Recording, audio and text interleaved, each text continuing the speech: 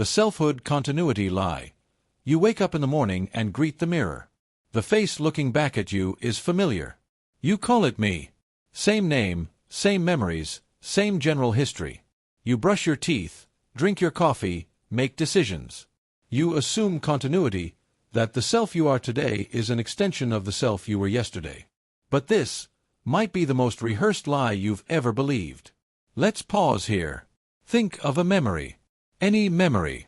Perhaps from 5 years ago. Maybe 10. Try to recall it in full clarity. The way you felt, the exact thoughts you had, the motivations that led you to act. Chances are, it's not as vivid as you thought. Some parts feel like shadows. Some feel reconstructed. Maybe even imagined. Studies show that each time we recall a memory, we don't pull it out unchanged, we recreate it. Memory isn't a video file. It's a performance. And every time you rehearse it, you change the script. Now imagine this happening over years. Dozens of memories, your building blocks of identity, mutating, fading, blending. What happens to a house when its bricks change shape every night? Eventually, the blueprint no longer matches the structure. Yet you live in it and call it home. You probably don't remember how your handwriting evolved, or how your voice changed, or when your favorite color stopped being green and became blue. Because these transitions were silent, invisible. You only see them when you look back, and even then, the rearview mirror is fogged with bias. You interpret past versions of yourself as you, even if those people would disagree with everything you believe now. Is a child who loves dinosaurs the same person as the adult who files taxes and worries about rent? Legally, yes. Biologically, yes. But internally, philosophically, maybe not. That child didn't know heartbreak. That child didn't worry about existential dread. That child didn't rehearse this identity. You do. So why do we insist on continuity? Because discontinuity is terrifying. If you are not the same self from one day to the next, then what anchors you? If your thoughts, feelings, beliefs, even memories are in flux, then who exactly is steering the ship? Or is there even a ship to begin with? This is where the narrative kicks in. The brain doesn't like chaos. It likes patterns. So it writes a story. A long, winding, often inaccurate story called you. It takes your current beliefs and projects them backward, smoothing over contradictions, ignoring inconsistencies, deleting inconvenient truths. And you call that smooth surface your identity. But identity is friction. It's built from struggle, contradiction, forgetting, and false remembering. It's not clean. And more importantly, it's not fixed. Think about the last time you changed your mind about something big. A belief. A person. A purpose. The moment it changed, your past suddenly looked different. You reinterpreted events. You remembered conversations differently. You applied new meaning. And suddenly, the old you felt alien. As if you had woken up in someone else's skin, but still called it yours. There's an unsettling truth buried in that realization. You are not a single person moving through time. You are a series of selves, loosely connected, narratively bonded, desperately stitched together by memory and habit. Each morning, a new actor wakes up in your body, reads the script written by the previous one, and continues the performance. Some days, the actor rebels. You feel it when you say, "I don't feel like myself today." Who is the myself you're referring to? Which version? Yesterday's? Last year's? Or just the one you're used to pretending to be? This is not just philosophy. It's biology. Neuroscientists have found that the brain rewires itself constantly. Neuroplasticity doesn't just adapt skills, it reforms identity. Trauma changes who you are. Joy rewires who you become. A single loss can sever the threads that held your narrative together. And still, you'll wake up the next day, patch it up, and call it me. But what if you didn't? What if, instead of defending the illusion, you embraced the evolution? You are not broken because you're inconsistent. You are not weak because you've changed. You are a shifting constellation of thoughts, memories, patterns, and dreams. And that's not a flaw. It's the very definition of being human. We celebrate growth, but we mourn change. We crave authenticity, yet perform identity. And through it all, we pretend there's a solid self underneath. But maybe there isn't. Maybe that's the point. Let's take an example from literature. In Marcel Proust's In Search of Lost Time, the narrator eats a madeleine dipped in tea and is overwhelmed by a memory, not just of events, but of emotion, identity, and self. In that moment, he becomes someone else, not the man holding the teacup, but the boy who once felt that joy. Two identities, separated by decades, converge. But they don't merge. They flicker. One is ghost. One is now. That's the self. A flicker. A match strike in darkness. Bright, temporary, gone. And yet, we keep going. Because the illusion works. It helps you keep appointments. It helps you form bonds. It helps you love people long after you've become someone new. Continuity is useful, even if it's false. But just for a moment, try this. Close your eyes, take a breath, and ask yourself, who am I really? Wait for the silence. Listen to what doesn't answer. And know that whatever arises next is only a voice in the story. Not the author. Not the truth. Just the latest actor on the stage, reading lines they didn't write, under lights that will dim, in a play that never had a first act. And never promises a last. The free will mirage. You feel like you choose. You feel it in your gut, in your chest, in your spine, that flicker of decision, that sudden sense of direction. And yet, beneath that flicker, beneath that fire, lie layers of machinery you did not design. Biology, evolution, culture, trauma, memory, the chemicals in your brain, the tone of a voice you heard when you were 5, the weather outside. All these hidden levers silently tug at your so-called will. So the question emerges like a haunting refrain. If you didn't choose the conditions that made you who you are, how can you say you choose at all? What you call free will might be nothing more than the space between stimulus and response, a mirage shimmering in the desert of your consciousness, just long enough to feel real before vanishing into dust. The philosopher Arthur Schopenhauer said, "Man can do what he wills, but he cannot will what he wills." And that's the crack in the illusion. You can choose from a menu, but you did not write the menu. You did not choose your desires. You did not choose the things that tempt you, scare you, comfort you. The desire to be good, to be loved, to be safe, all of it was written in you before you had a name. Imagine you're standing in front of 2 doors. One leads to a life of comfort, the other to risk and uncertainty. You choose comfort. Why? Because your past taught you to avoid chaos. Or because your neurotransmitters lean toward safety-seeking behavior. Or because your parents warned you, again and again, not to take chances. And yet, you'll say, I made that decision. But if we could rewind your life, change your biology, your memories, your hormones, would you have chosen differently? Now consider this. When you reach for a cookie at midnight, was that a conscious choice? Or did your glucose levels drop, triggering a cascade of signals in your hypothalamus, prompting hunger, pushing you toward sugar? When you lash out in anger during an argument, was that you deciding to shout? Or was it the amygdala hijacking your speech before your rational mind even caught up? Neuroscience offers an uncomfortable glimpse behind the curtain. In Benjamin Libet's famous experiments, subjects were asked to move their fingers while noting the exact moment they became aware of their decision. Astonishingly, their brain activity began preparing the movement before they consciously decided. Your brain moves before you do. It prepares choices in silence, then hands you the illusion of authorship after the fact. And yet, the illusion is powerful. Necessary, even. Society runs on it. Morality, justice, praise, blame, all rest on the idea that you could have done otherwise. But if your choice was the inevitable outcome of prior causes, what does it mean to deserve anything? Could you have not become angry if your brain chemistry had already set you on fire? Could you have not hurt someone if every neuron in you was whispering pain? Let's go deeper. Suppose you're walking down a street and see someone drop their wallet. You hesitate. Pick it up. Return it. A good deed. But what drove that decision? Your upbringing, which taught honesty. A memory of being helped before. A desire to avoid guilt? Now imagine the same moment, but you keep walking. Does that make you immoral? Or did the causes just align differently? Less empathy, more stress, less time? We often romanticize the feeling of freedom. The rebel, the lone wolf, the unshackled soul. But even rebellion has roots. Even defiance is patterned. The child who breaks the rules may be echoing a parent who once imposed too many.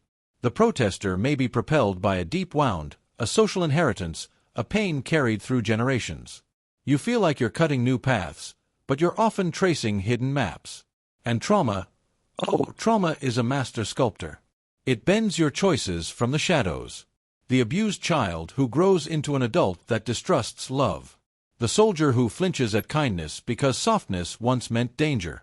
These are not choices, but adaptations. And yet we label them as willful behavior. We punish people for symptoms they didn't consciously choose. Still, it gets more subtle. Free will isn't just about grand moral acts. It hides in small things. The book you choose to read. The person you find attractive. The voice you trust in a crowd. These seem like choices, but they were shaped by earlier impressions, instincts, and associations beyond your reach. Your childhood favorite teacher shaped your tone of learning. Your first heartbreak shaped your love language. And none of this was selected freely. And here's where it gets more strange. Even the belief in free will may not be freely chosen. Studies show that people primed to believe in free will tend to behave more morally, more compassionately. Those told they don't have free will are more likely to cheat or act selfishly. So even your beliefs about your agency are wired into a feedback loop of cause and effect. You are not just trapped in the illusion, you are built to protect it. So then, should we despair? Not necessarily. Perhaps the beauty lies not in ultimate freedom, but in understanding the machinery of our behavior. To see your reactions not as evil or virtuous, but as symptoms, echoes, computations. This awareness doesn't destroy responsibility, it transforms it. Instead of blame, we learn accountability. Instead of guilt, we find inquiry. Instead of punishment, we explore healing. Because if the thief's hand was moved by poverty, trauma, and desperation, maybe what he needs isn't a cage, but a new pattern. And in that, perhaps, lies the most radical form of freedom we can ever have. The freedom to recognize the forces that move us, and then shape our environments, our systems, our relationships, so those forces no longer wound us. If we cannot choose freely in every moment, maybe we can still influence the scaffolding. Maybe we can rewrite the scripts we didn't ask to read. So when you say, "I choose," maybe it's not a lie. Maybe it's a hopeful metaphor. A placeholder for everything your body, mind, and past have nudged into the now. You are not the author, perhaps, but you are the character that carries the story forward. And even if the plot was written long before you arrived, you still breathe life into the pages. You still feel the weight of every word. And maybe that's enough. Maybe free will was never about absolute freedom, but about making meaning from a path we did not pave. About dancing within the constraints. About singing even in a cage. And in that music, fleeting and flawed, perhaps we find the only kind of freedom that ever mattered. You didn't choose to be here. But now that you are, what will you do with that illusion? The intelligence equals worth trap.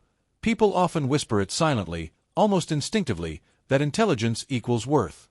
We celebrate geniuses, elevate prodigies, and hang degrees on walls as if they were medals from a moral war. From childhood, those who solve problems quickly, memorize facts effortlessly, or speak eloquently are labeled as gifted, special, destined. But what if behind this glittering mask lies a darker illusion, that intelligence, in isolation, can grow cold, sharp, even dangerous?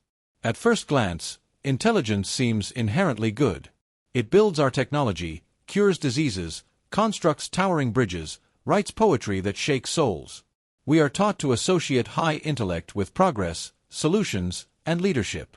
But peel back the layers, and something unsettling appears. Intelligence is a tool, nothing more. And like any tool, it can build or destroy depending on the hand that wields it. Yet we rarely ask who is holding that tool, or why. Imagine two people.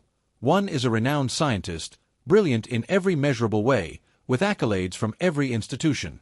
The other is a quiet caretaker who spends her life tending to the forgotten, abandoned elders in a crumbling hospice.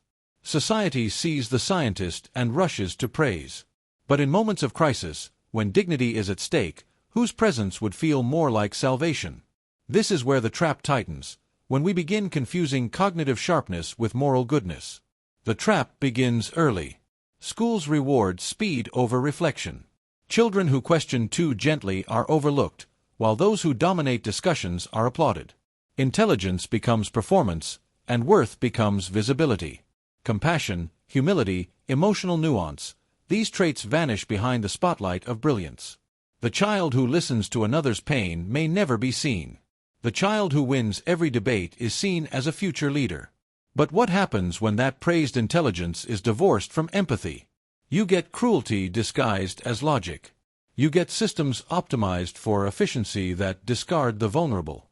You get people who justify harm as necessary trade-offs, policies that destroy lives in the name of economic models, and decisions made from a high tower far above the human cost. The sharpest minds have crafted propaganda. They've engineered surveillance. They've justified genocide. High IQ is not a moral compass. It's a precision blade that can slice either way. Look at history. Many of the world's most devastating leaders were not ignorant. They were intellectually brilliant.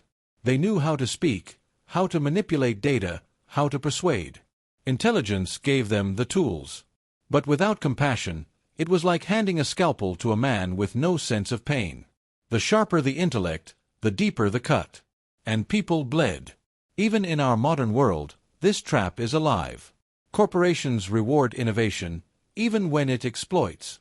Tech founders become idols, even when their algorithms reinforce prejudice. A software engineer who builds an app that invades privacy is celebrated more than the social worker who prevents a suicide. We pay more to those who mine data than to those who raise children. Intelligence becomes currency, and morality becomes an afterthought. But let's be clear, this isn't a rejection of intelligence. The mind is a powerful gift. The tragedy is not that we value it, it's that we mistake it for character. We conflate knowledge with wisdom, and speed of thought with depth of soul. A person can solve quantum equations and still belittle a waiter. A CEO can outsmart markets but ignore the suffering he causes. Intelligence ungrounded by conscience becomes sterile, even sociopathic. Some of the kindest people in history were not academic elites. They were the ones who stayed behind to care. Who heard stories instead of facts. Who sat with pain, not because they could fix it, but because they refused to let it be endured alone. And yet society forgets them. We don't build statues for compassion. We build them for intellect, for power, for conquest. The trap deepens when we internalize it. People begin to measure their self-worth by grades, test scores, accolades. A student struggles with math and assumes they are less valuable. A young adult can't get into a prestigious college and believes they've failed at life. But what if that same person carries a heart capable of radical love? What if they'll become the one who holds a friend during grief, who shelters someone lost, who writes a poem that makes another feel seen for the first time? Is that not a brilliance too? We need to redefine what we mean by smart. Not just cognitive speed or verbal dexterity, but emotional intelligence, the capacity to be aware, to be kind, to be present. True intelligence should include the ability to ask not just, "Can we do this?" but "Should we?" And then, more deeply, "Who will it hurt?" Because a question without that last part is not wisdom, it's ego with a lab coat. You may know someone who's always felt less than, because they didn't perform in the expected ways. Maybe it's you. Maybe you've been called slow, or average, or unremarkable. But consider this, the world doesn't fall apart because of a lack of intellect. It fractures from a lack of care. It collapses when people stop looking each other in the eyes. Your ability to listen, to soothe, to remain kind under pressure, those aren't extras. They're pillars. They're the very foundation of a livable world. Brilliance should illuminate, not blind. If it does not lead to kindness, it is not brilliance, it is only ego wearing a crown. Let us not be dazzled by intellect that ignores suffering. Let us celebrate the quiet genius of compassion. Because in the end, the mind may solve problems, but only the heart can heal. If we must build a future, let it be one where intelligence is not the currency of worth, but the servant of love. A future where the sharpest minds are guided by the softest hearts. Where wisdom bows not to power, but to the dignity of every soul it meets. Because intellect without empathy is just a mirror polished until it sees nothing but itself. And if we mistake that reflection for virtue, we will only build a world that burns cold, bright, efficient, and utterly alone. The objectivity delusion loop. You look at the world and think you see reality. A tree is a tree. A person is either kind or cruel. A moment is either good or bad. You believe you're seeing what is. But what if you're only ever seeing what feels true to you? What if every single thing you've ever perceived passed through a maze of your own emotions, biases, expectations, past traumas, and ego before it ever became real in your mind? The terrifying truth is this: there may be no such thing as a pure, unfiltered observation. Objectivity, the belief that we can witness the world without touching it with our own inner distortions, may itself be a delusion.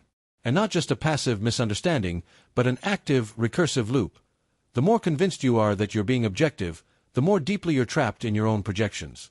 Consider a simple example: two people watching the same event, a stranger raising their voice. One sees hostility. The other sees desperation. Who is right? The answer depends entirely on the lenses they wear, and those lenses are not made of glass, but of memory. One person may have grown up in a home where raised voices meant danger. Another may have learned that emotion is a cry for connection. Same event. Two truths. Both feel real. Neither is reality itself. This is where the delusion begins. Because once you label your perception as truth, your mind closes. You stop wondering, stop doubting, stop seeing. You become locked in a feedback loop of confirmation. You begin to gather only evidence that proves your perception.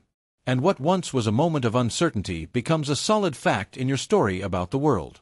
Not because it was objective, but because you felt it was. Now imagine this loop playing out across everything you perceive. When you meet someone new, your past relationships write the script for what you'll notice. If you expect people to be untrustworthy, your attention will magnify every micro-expression that might confirm suspicion. If you crave validation, a neutral glance might feel like rejection. Your brain fills in the blanks, not with fact, but with fear, or hope, or pride. This is not seeing. This is projecting. Neurologically, this isn't just poetic metaphor. Studies in cognitive neuroscience show that perception is not a passive process. Your brain constructs reality in layers. First, it predicts what's likely to be there based on memory. Then it tests those predictions against incoming sensory data. But the kicker is, prediction dominates perception. You don't see the world and then form a belief. You believe, and then see the world accordingly. The arrow points backwards. Take something as basic as color. You might think color is a property of objects. But in truth, color only exists in your mind. It's your brain's interpretation of reflected light frequencies. What you see as red, someone else might see as gray if their receptors work differently. Does that mean the object changed? No. It means perception is not objective, it's constructed. Let's take this further. Think about arguments. When someone disagrees with you, your instinct is to believe they are being emotional, biased, irrational. But what if you both are? What if, in that very moment, your own belief in being reasonable is the most blinding bias of all? You assume your thoughts are clean, logical, balanced, because they feel that way. But your feeling of objectivity is not evidence of actual objectivity. It's just another emotion disguised as clarity. Here's where the loop deepens.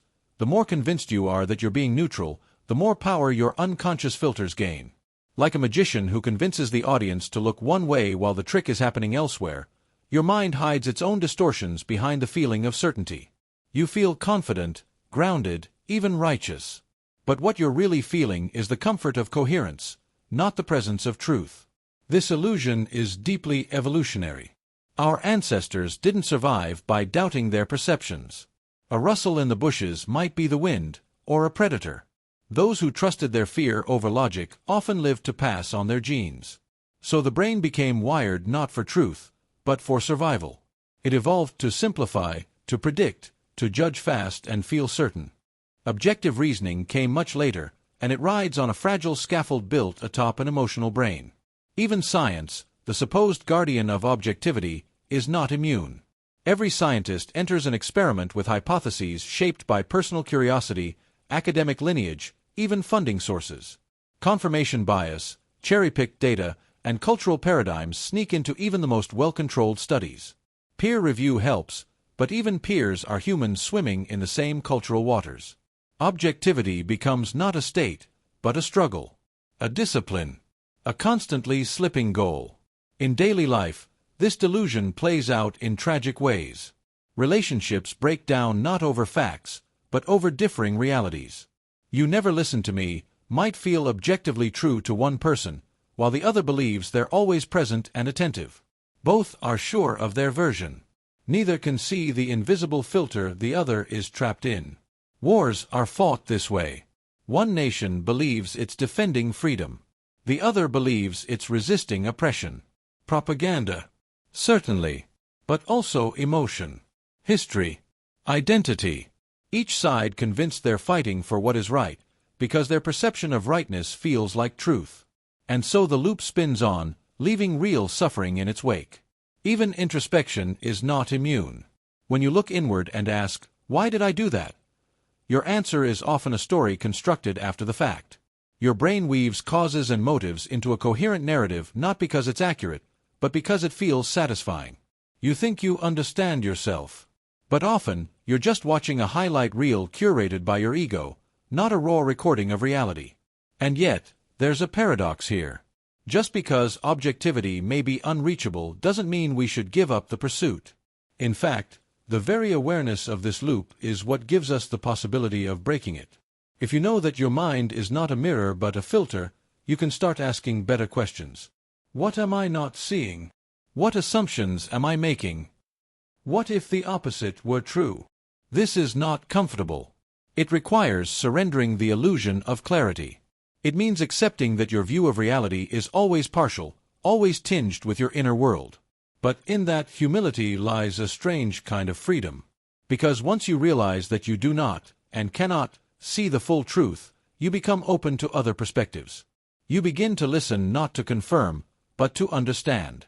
You begin to see not just what is, but what could be beyond your lens. It doesn't mean your perceptions are useless. It means they are yours. Subjective, messy, beautiful, and fallible.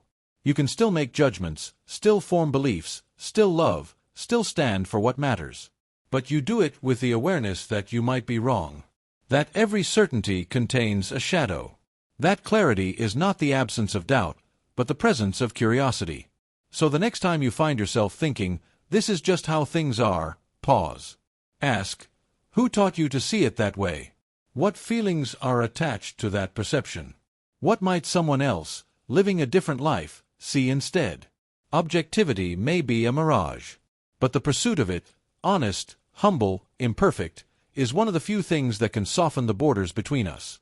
It's not about arriving at a single truth. It's about loosening the grip of the self long enough to glimpse that every mind is a world, and every world is incomplete. In that moment of seeing the loop for what it is, not a failure of vision, but the nature of vision itself, you may not become objective. But you just might become more human. The linear progress illusion. We like to believe we are moving forward. That time, experience, and history form a line, one that ascends, improves, clarifies. We imagine ourselves rising from the darkness of ignorance into the light of reason, progress, and innovation. We look at skyscrapers and satellites and think, this is better than huts and smoke. We compare ancient wars to modern diplomacy and say, we've learned. But what if this line we draw through time is a myth? What if beneath every triumph is a repetition, of violence, of suffering, of illusions reborn in new language? The illusion of linear progress is comforting. It tells us that pain has a purpose, that suffering leads to growth, that each generation surpasses the last. But this belief blinds us to the strange patterns that echo across centuries. Wars that look different but erupt for the same reasons: greed, fear, ego. Revolutions that promise freedom but install new chains. Technologies that connect us, yet deepen our alienation. For every step forward, something ancient returns, wearing a new face, speaking a modern tongue, but driven by the same primal forces. Look at history. We thought the Enlightenment would banish superstition, yet conspiracy theories flourish louder than ever. We thought democracy would liberate people, but manipulation, propaganda, and power games haunt every election. We thought the internet would democratize truth, but it often amplifies lies. The wheel turns, but the scenery repeats. We wear different clothes, speak different dialects, but the emotional architecture remains eerily unchanged. Envy, tribalism, fear of the other, the need to dominate or be saved. These aren't relics of the past, they are the engine beneath our so-called progress. And in our personal lives too, the spiral shows its teeth. We grow older, gather experiences, but fall into familiar traps. Toxic relationships that feel new but echo old wounds. Career pursuits that promise meaning but deliver exhaustion. Cycles of hope and disappointment, reinvention and relapse. We call it learning, but often it is looping. What we think of as forward momentum is sometimes just orbiting the same core wound, each time thinking we've escaped it, only to return in another form. The linear model of progress seduces us because it flatters us. It implies we are better than our ancestors, that we've transcended barbarism, outgrown myth, mastered nature. But the truth is more haunting. For all our tools, we are still ruled by shadow. For all our data, we still struggle to see clearly. For all our freedoms, we remain caged by patterns we do not understand. The same anxieties that plagued Roman senators now haunt corporate boardrooms. The same hunger for meaning that carved temples now drives billionaires into space. The same loneliness that birthed poetry still aches in the bones of every scrolling thumb at midnight. So why do we cling to the illusion of a line, when the evidence suggests a spiral? Because a spiral feels like failure. It feels like we're stuck, going in circles, not advancing. But that's not the full picture. A spiral isn't a loop. It rises. But it rises through repetition, through recurrence, through reconfronting the same challenges with slightly deeper awareness each time. Think of grief. You don't heal linearly. You revisit it, again and again. But each visit carries new understanding, new resilience. Think of love. You don't perfect it once and for all. You cycle through versions, hurting, healing, returning, with a gradually expanding capacity. The spiral is not failure, it is the shape of depth. Progress, then, might not be a ladder we climb, but a spiral staircase we ascend, often blind to the elevation because the same walls surround us. We mistake familiar pain as stagnation, when in fact, it may be the next loop of growth, asking us to respond differently. To break a reaction. To pause. To see. The spiral teaches not through novelty, but through pattern. And that is deeply uncomfortable to the ego, which prefers novelty over nuance. Even in science and technology, our proudest pillars of progress, the spiral haunts. We solve one problem, only to create new ones. We invent medicine to cure disease, then face antibiotic resistance. We build social platforms for connection, then drown in disinformation and despair. Every new layer of capability uncovers a new layer of ethical burden. More tools, more choices, more consequences. It isn't a clean line, it's a spiral with thorns. But maybe this isn't cause for cynicism. Maybe recognizing the spiral is the beginning of wisdom. Because when you stop expecting life, or society, to be a smooth ascent, you start noticing the recurring lessons. You become less ashamed of setbacks, less surprised by chaos, more patient with the reappearance of old demons. You stop declaring yourself healed, and start walking alongside your wounds with humility. You stop expecting history to be better, and instead work to meet its returning ghosts with clearer eyes. The illusion of linearity feeds our addiction to certainty. It allows us to declare victory over the past, to claim moral superiority over the unenlightened. But reality does not reward arrogance. It teaches in spirals, not straight lines. And in that spiral, repetition is not always failure.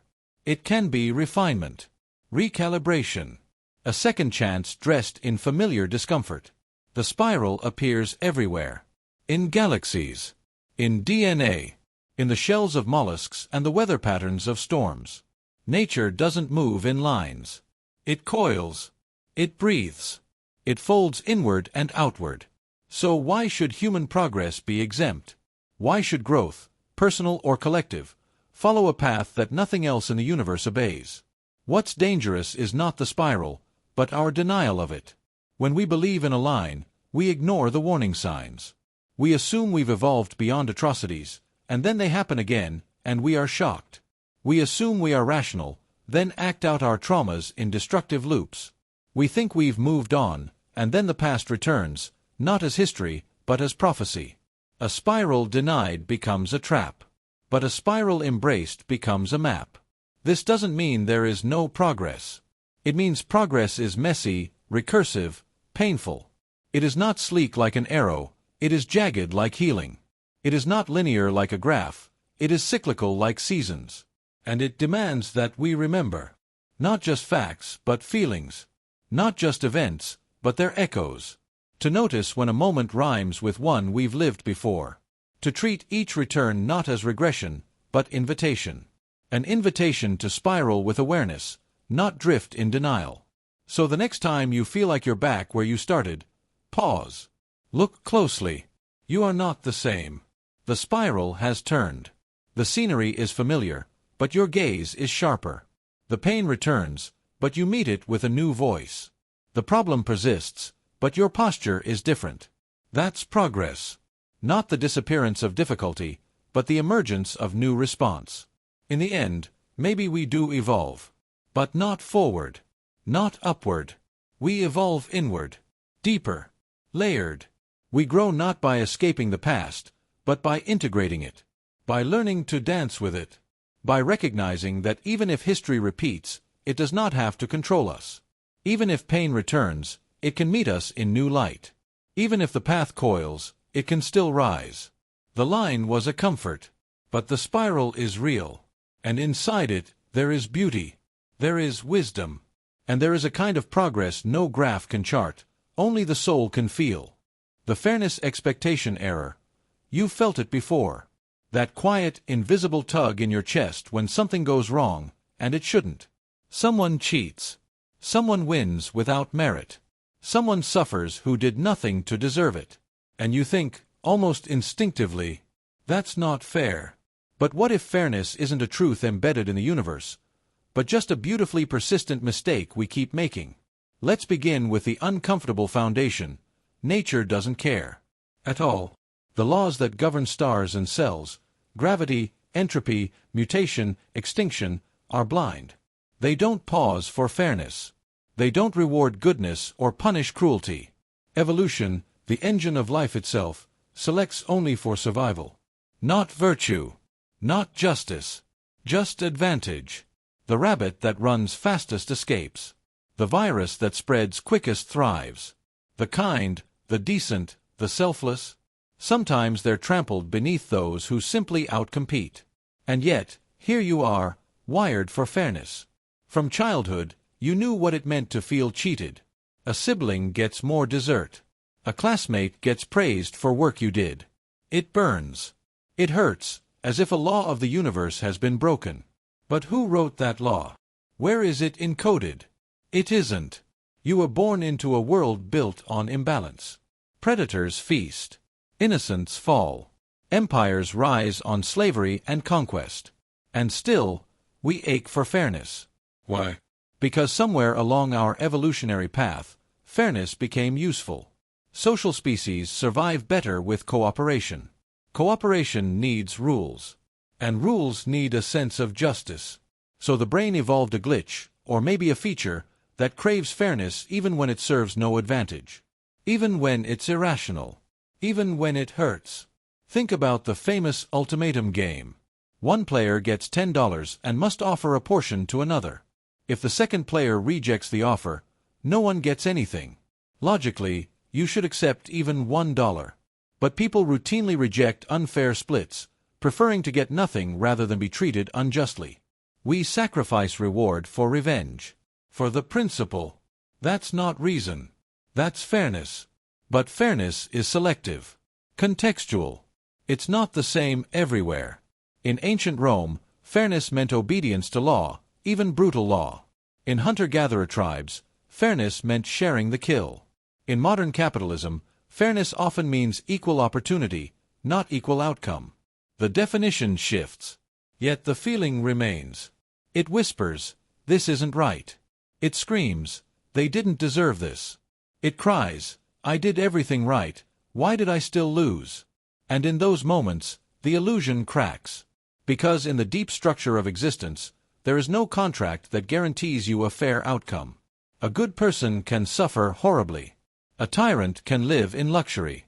Earthquakes don't discriminate. Cancer doesn't audit your morality first.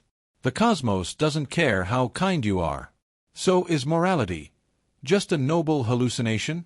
A beautiful lie we tell ourselves to endure the algorithm? Or is it the glitch that transcends the algorithm? Maybe both. Here's the paradox. Fairness may be artificial, but so is music. So is poetry. So is love. None of these are encoded in the laws of physics. They are human inventions, unnecessary for survival, but essential for meaning. Fairness may not be natural, but it's ours. We invented morality not because nature showed us how to live, but because it refused to. In a world without justice, we imagined it. We taught it. We carved it into law. We told children stories where good triumphs, even if reality disagreed. It's a rebellion. To act fairly in an unfair world is to push against gravity. It won't change the laws of physics. But it might change us. Because sometimes, fairness hurts. Sometimes it costs us everything. Sometimes you forgive when revenge feels sweeter. Sometimes you help someone who wouldn't help you. Sometimes you speak truth where silence is safer. And when you do, you aren't following the algorithm. You're rewriting it. You are saying, "This cruel machine will not tell me how to be human." So yes, the expectation of fairness may be an error. But it's the most beautiful error we've ever made. Because it's in that error that empathy is born. That protest rises. That justice takes its first breath. And maybe, just maybe, that's what separates consciousness from code. Not logic, not strength, not survival, but the willingness to do what's right, even when the universe shrugs. So the next time life hands you an injustice, and your blood boils with the ache for fairness, don't curse the feeling. Cherish it. It means the illusion is still alive. It means the glitch still runs. And that is the only hope we have to build a world where the algorithm is no longer king, and kindness becomes law. The truth seeker's paradox. You seek truth. That's the noble pursuit, isn't it? The shining goal, the burning star on the intellectual horizon. To know what is real. To strip away illusion. To chase certainty until nothing but clarity remains. And yet, the closer you get, the more unstable it becomes. You peel away one layer, and underneath it, another. And another. And another. Each truth leads to a new question, and every answer cracks open a wider chasm of doubt. What you thought was solid becomes vapor. What seemed final becomes a doorway. And soon, the ground beneath your feet feels less like stone and more like smoke. This is the truth seeker's paradox. The deeper you search, the less you seem to know. Not because you are ignorant, but because knowledge reveals complexity, not simplicity. The map doesn't become clearer, it grows more tangled. And the truth you once imagined as a shining sword now feels more like a hall of mirrors, every reflection more distorted than the last. You start with simple questions. What is real? What is good? What is time? But each question splits. What is real becomes, what is perception? What is consciousness? What is measurement? What is matter? What is energy? Before you know it, you are chasing definitions that dissolve as soon as you try to hold them. You're trying to grab fog. Take something as innocent as color. You ask, what is red? Your brain tells you it's a frequency of light. But that's just physics. Your experience of red is something else. It's how your retina responds, how your brain interprets, how your memories associate it with blood, roses, warning signs. And suddenly red is not a fact, it's a story. A synthesis. Not truth, but perception. Subjective. Fragile. Now magnify that problem across every domain. Morality. Politics. History. The self. What seemed like facts become narratives. And each narrative competes with another. You start to ask, whose truth am I finding? Who built this language I use? Who defined the words I trust? Even science, our most trusted lighthouse, suffers the paradox. Every discovery opens new mysteries. Newton gave us gravity, but couldn't explain why it worked. Einstein curved space, but couldn't reconcile it with quantum mechanics. The more we learn, the more we realize we don't understand. We split the atom, and inside it we found particles that only exist when observed. We look into the cosmos, and 95% of it is dark matter and dark energy, completely unknown. What is more humbling than a universe where the majority of reality is invisible and unexplained? So what does the truth seeker do in such a world? At first, you try harder. You double down. You study more. You read ancient texts, modern theories, conflicting interpretations. You meditate. You analyze. You lose sleep. You chase that razor-thin line between clarity and madness. But the chase becomes a spiral, a vortex. Because with each deeper level of understanding, you realize how shallow your previous certainty was. You begin to mistrust conclusions. You become allergic to simplicity. And so even when you do find an answer, you doubt it. Take the self. The ancient Greeks said, "Know thyself." So you try. You dig. You examine your beliefs, your memories, your desires. And what do you find? Contradictions. Faulty memories. Habits you didn't choose. Thoughts that arise without your consent. You begin to suspect that the you you're trying to know is a mask, a collage, a moving target. The observer changes the observed. You look at yourself and distort what you see. Even morality, the compass of your soul, isn't immune. What you once believed was clearly good becomes complex. Context changes everything. You study the past and realize even monsters thought they were heroes. You study the brain and find that empathy can be switched off by group identity. You see your own moral compass bend when fear or love is involved. So what is righteousness, then? Principle or programming? And then, just when you think you've reached a stable ground, language betrays you. You realize every truth must be filtered through words. But words are symbols. Imperfect, slippery, emotional. The word freedom means one thing to a prisoner, another to a dictator, another to a child. So how can you share truth when even your vocabulary is a battleground? At this point, doubt becomes existential. Not just what is true, but can anything be truly known? You begin to feel the weight of epistemology, the study of knowledge itself. You begin to question the validity of reason, the limits of logic, the role of intuition. And soon you are standing at the edge of a void, asking if perhaps the entire idea of truth is a construct, useful, but not absolute. And here's the twist. You started this journey for answers. But now you realize the search itself has transformed you. It has broken your old beliefs, disassembled your identity. And what remains is not a library of knowledge, but a strange kind of silence. A humility. A soft ache in your chest where certainty used to live. Some fall into despair at this stage. They retreat. They say, nothing is knowable, and give up the quest. Others double down on dogma, cling harder to inherited truths, desperate to avoid the disintegration. But a few, a rare few, choose to live in the paradox. To accept that truth may not be a destination, but a direction. That understanding may always be partial. That knowledge is less about possession and more about relationship. A dance, not a conquest. These people, the ones who live in the uncertainty, become seekers in the truest sense. Not because they are sure, but because they are willing to stay unsure. Because they no longer need to be right. They only need to be honest. And that is perhaps the most dangerous, most radical truth of all, that truth-seeking isn't about answers. It's about transformation. So, is understanding a trap disguised as a quest? Maybe. But maybe it's also a mirror. A mirror that doesn't reflect the world, but reflects you, changing, cracking, rebuilding. And maybe in that mirror, in the shifting distortion of your own searching eyes, something real flickers, not as a fact, but as a feeling. A presence. A discipline. A strange, trembling kind of faith. Faith not in certainty, but in the value of the search. Because even if the deeper you go, the less you know, the deeper you go, the more awake you become. And in that wakefulness, maybe there is something more precious than truth. Maybe there is wisdom. Maybe truth was never a final answer. Maybe it was the question that refused to die. And maybe that's enough.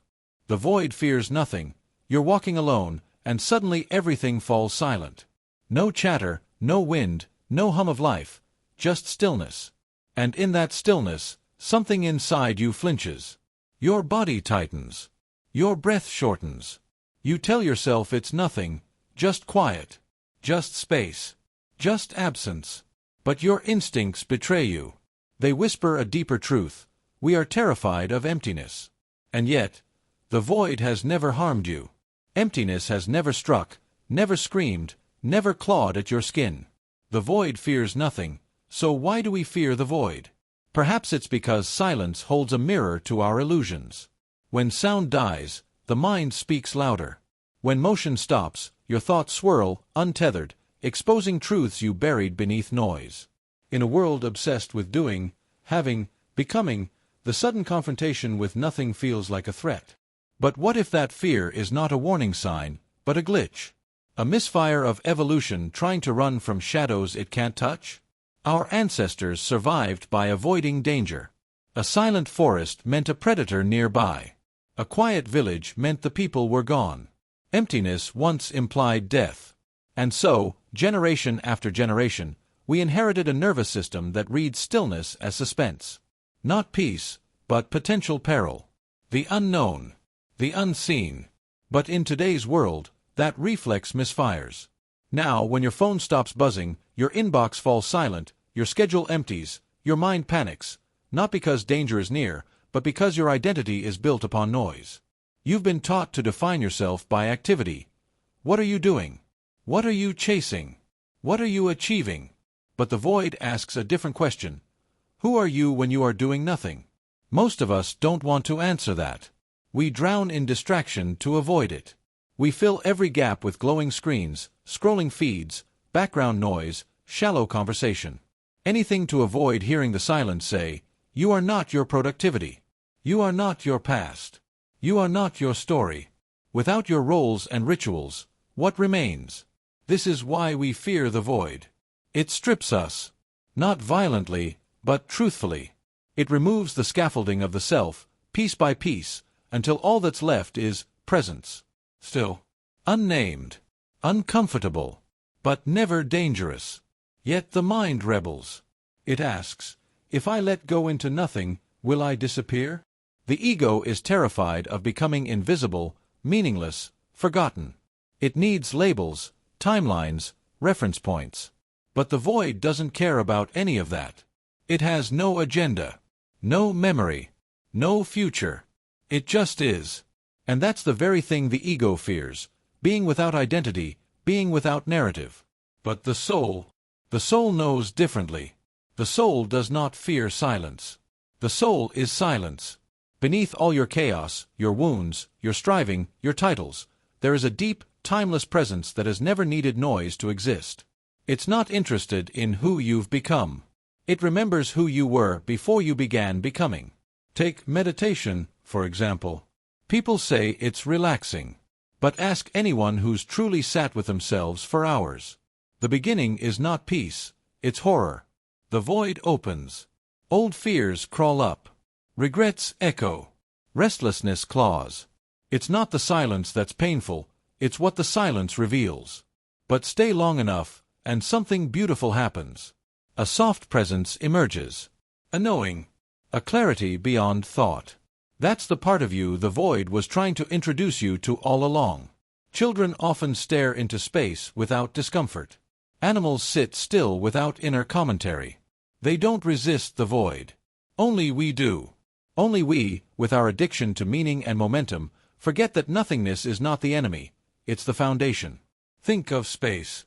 The stars are only visible because the sky is dark. Music is only music because of the pause between notes. Language means nothing without the silence between words. Every structure, every breath, every heartbeat depends on contrast, the pulse of something against nothing. If nothingness vanished, so would all things. So maybe the void isn't threatening us.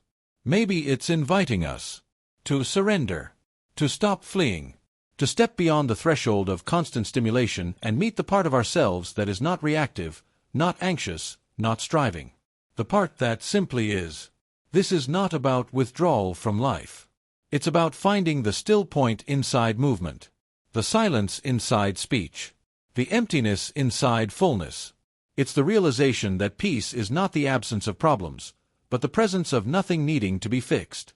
The void is not what happens when life breaks down.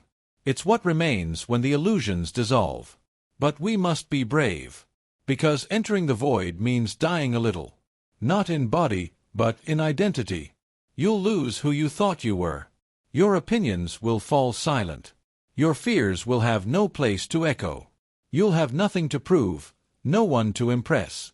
And in that death of self-image, something eternal awakens. Not silence, but stillness.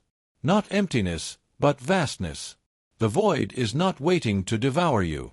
It's waiting to welcome you. Because it fears nothing, not even you. It does not punish, demand, or reject. It only holds space. And in that space, you may finally realize, you are not separate from it. You are it. You've always been. So the next time you feel that strange anxiety in quiet moments, pause. Don't run. Listen. Beneath the panic, you might hear a whisper, "You're safe here." Beneath the emptiness, you might sense a presence more alive than anything you've chased.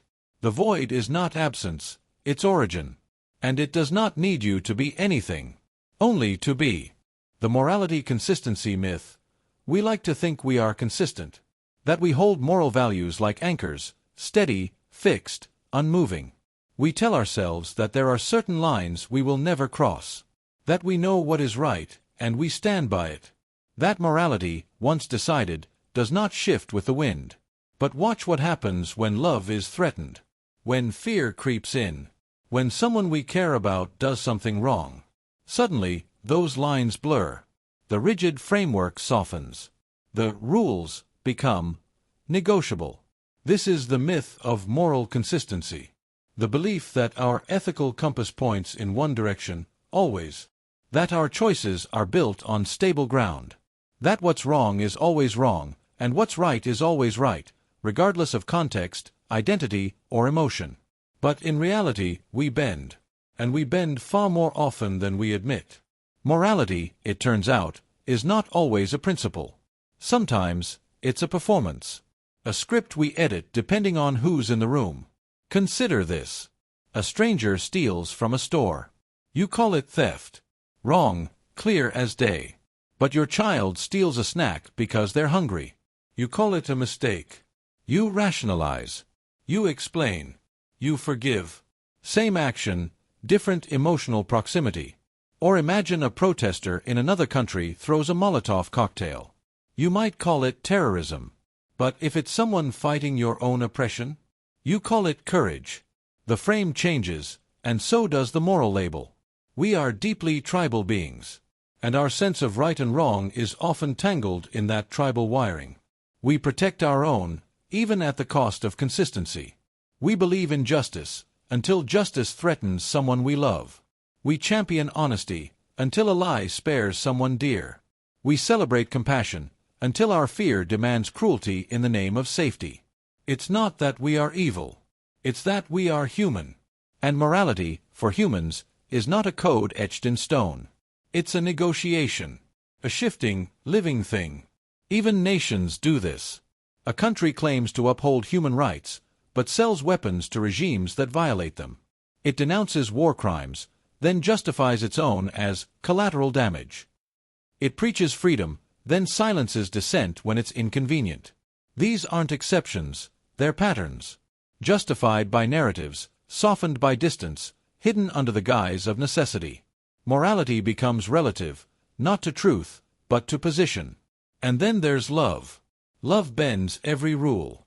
A moral absolutist may declare that violence is never the answer, until someone threatens their child. Suddenly, retaliation isn't just acceptable, it feels righteous. Loyalty overrides principle. Emotion drowns philosophy.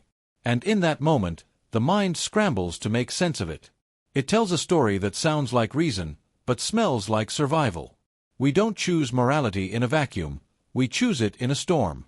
And in the storm, we often grab the nearest rope, not the highest ideal.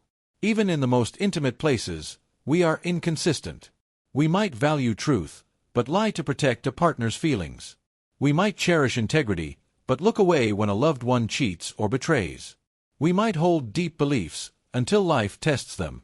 And when it does, we find ourselves justifying the very acts we once condemned in others. Why does this happen? Because our moral architecture isn't built on logic alone. It's built on identity, on emotion, on memory, on fear. We form our ethics not just through reasoning, but through wounds, through love, through the need to belong. Morality is a mirror, and what it reflects depends on where we stand. Even religions, which claim divine absolutes, fracture under interpretation. One scripture, 1,000 readings. One principle, 1,000 applications. What's sacred in one sect is sinful in another. And what's unforgivable in one generation becomes normal in the next. Time itself reveals how flexible our values are. A century ago, many societies viewed segregation as moral. Women were denied rights in the name of order. Now, we condemn those things. But make no mistake, the people who upheld them didn't see themselves as immoral. They saw themselves as protectors of virtue, just like we do now. So if morality shifts with tribe, with love, with time, with need, can it be called universal? Or is it just convenience dressed in conviction? This question doesn't mean ethics are meaningless, but it does mean they're fragile. And understanding that fragility is where maturity begins. It's not about abandoning morality, it's about becoming honest about its foundations. Asking not just, is this right? But, why do I believe it's right? And, would I still believe this if the roles were reversed? This honesty is rare. Because it's uncomfortable. It dismantles our moral superiority. It forces us to see hypocrisy in our heroes, in our institutions, in ourselves. But that discomfort is the doorway to something deeper, not just reactive morality, but conscious morality. One that doesn't pretend to be perfect, but strives to be aware. Maybe the goal is not to be morally pure, but to be morally awake. To notice when love bends our rules, when fear hardens our hearts, when comfort silences our conscience. And instead of denying it, to pause, to witness the shift, to ask, is this truly my value, or just my bias wearing a disguise? Because when we recognize our inconsistency, we gain something powerful. Compassion. Not just for others, but for ourselves. We stop seeing people as monsters for failing moral tests, and start seeing them as mirrors. We stop condemning others from pedestals we don't actually stand on. And we begin, at last, to grow, not into perfect beings, but into honest ones. So the next time you feel certain, morally certain, about someone else's wrongness, ask yourself, would I judge the same if they were my kin? Would I still call it wrong if my survival depended on it? Would I still call it justice if it cost someone I love? Those questions don't always yield easy answers. But they reveal something the myth of moral consistency cannot. The truth that morality is not just about what we do, it's about why we do it and for whom. And that truth, though messy, is far more real than any rigid rulebook ever written.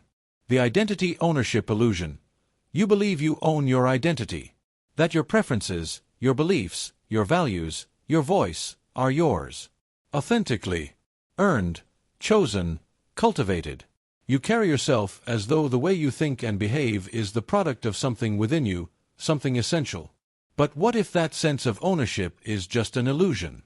A comforting story stitched together from fragments you didn't choose? Let's begin with the basics.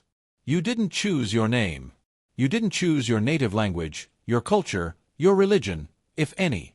You didn't choose the tone your voice adopted, the facial expressions you copied from your parents, or the instinctive reactions you developed under pressure. Even before you were capable of self-awareness, you were already being shaped. You were absorbing, through imitation, suggestion, fear, praise, silence. Your identity is not a solitary construction project, it's a reflection. And reflections are fragile. Look closely, and you'll find layers upon layers of borrowed traits. A sarcastic tone inherited from your older sibling. A fear of failure taught by a parent who never forgave their own mistakes. A laugh mimicked from a friend you wanted to impress. Even your sense of justice might be a hand-me-down, filtered through stories you were told about heroes and villains before you ever questioned what justice meant. We mimic before we know we're mimicking. That's the terrifying part. You didn't decide to be shaped. You were shaped first, and only later began the performance of choice. As a child, you conformed to survive. Social approval was your oxygen. As a teen, rebellion seemed like freedom, but even rebellion had a template. The clothes, the music, the don't care attitude, all borrowed from subcultures, media, other rebels who modeled the mask before you ever wore it. And when you became an adult, you were praised for finding yourself. But was that self really found, or just reassembled? When you say, "This is who I am," what you often mean is, "This is who I've been trained to be." What you like is guided by algorithms. What you believe is narrowed by echo chambers. What you fear is often something someone planted in you long ago. Can you say, with certainty, that the core of your identity wasn't built from reactions to things you never had a choice in? Even language, the very tool you use to define yourself, was given to you. Its grammar, its idioms, its emotional charge. If you speak of love, guilt, hope, or shame, you do so in terms learned from the people and stories around you. Your inner voice is multilingual with other people's opinions. Your self-perception is narrated in a voice that sounds like your own, but carries cadences stolen from parents, teachers, and media idols. Let's consider trauma. A child raised in an unsafe household learns to smile when scared, to agree when in pain, to anticipate needs before they're spoken. These become identity traits. I'm a people pleaser, I'm empathetic, I'm highly intuitive. But those aren't traits. They're adaptations. Psychological armor. And as adults, we wear those adaptations like skin, mistaking them for personality. But they weren't chosen. They were survival blueprints. Even our dreams betray us. You say you want success, but what does that mean? A six-figure salary? Respect from peers? Stability? Glory? Every one of those goals was fed to you. 1,000 billboards. 100 films. Parental pride. Social media metrics. How much of what you strive for is actually rooted in your soul, and how much is inherited hunger? Let's say you were born in a different country, to different parents, with a different name, language, and religion. Would your sense of self be the same? Of course not. Everything you now claim to be, you, would be altered. That's how fragile identity is. Change the inputs, change the person. You are not the unmoved mover. You are the sum of circumstances too vast to trace and too subtle to question. And still, we fight to defend this illusion. This is just who I am, we say, drawing lines in the sand. But often that line is a cage. Identity becomes armor, and then prison. People stay in toxic beliefs or behaviors not because they love them, but because they fear the disorientation of letting them go. If you stop being who you've always been, who are you now? That's the abyss. That's why most never go deeper. Because what they find at the bottom is silence. Emptiness. The absence of a solid I. But there's a paradox here. If everything about you is constructed, then what is truly you? What is left when all the influences are stripped away? Maybe nothing. Maybe what we call the self is just an echo chamber, an unstable construct balanced on memory, reaction, and mimicry. But maybe, just maybe, that nothingness is the beginning of freedom. Because if your identity isn't owned, but borrowed, then maybe you can let it go. Maybe you can rebuild it. Maybe you can step away from the performance and notice the quiet hum beneath it all. The part of you that observes, that questions, that wonders who is doing the watching when you feel joy, or shame, or panic. That awareness is not a belief, not a culture, not a label. It's not even a thought. It's presence. And it can't be described. It can only be experienced. When you drop the story of who you think you are, what remains? Not a void, but a space. A space where new choices can emerge, not as reactions, but as clarity. Where identity becomes less about armor, and more about fluidity. Less about consistency, and more about truth. But make no mistake, this kind of truth costs everything. You will lose your familiar self. You will be unrecognizable, even to yourself. And in that terrifying clarity, you will finally be free, not because you found your real identity, but because you saw through the illusion that you ever needed one. And that's the quiet revolution. The moment you stop clutching your reflection and start listening to the silence beneath it. That is where authenticity begins, not in what you've been taught to be, but in what remains when all the teaching ends. That's where you begin, not the name, not the role, not the mask, but the one who can let go of all of it. The one who sees the illusion and smiles. The meaning requires story. You search for meaning. That's what humans do. Not survival. Not happiness. Meaning. You want your pain to matter. You want your joy to echo beyond the moment. You want this strange flicker of existence to be about something. And almost every time you grasp for meaning, you find a story. A beginning. A middle. An end. Heroes. Villains. Sacrifices. Purposes. Even your own life, when you look back, isn't a list of facts. It's a narrative. One you've edited unconsciously. One that turns scattered memories into a tale. You choose which parts to emphasize. Which failures become turning points. Which losses become lessons. It's comforting. It's powerful. But there's a problem. Stories lie. They compress, distort, and exaggerate. They flatten chaos into coherence. They give your past a direction it never had. And most importantly, they hide everything that didn't fit the theme. But without the lie, there's no meaning. Think about it. Meaning isn't found in data. You can't measure purpose. You can't dissect a moment and extract significance under a microscope.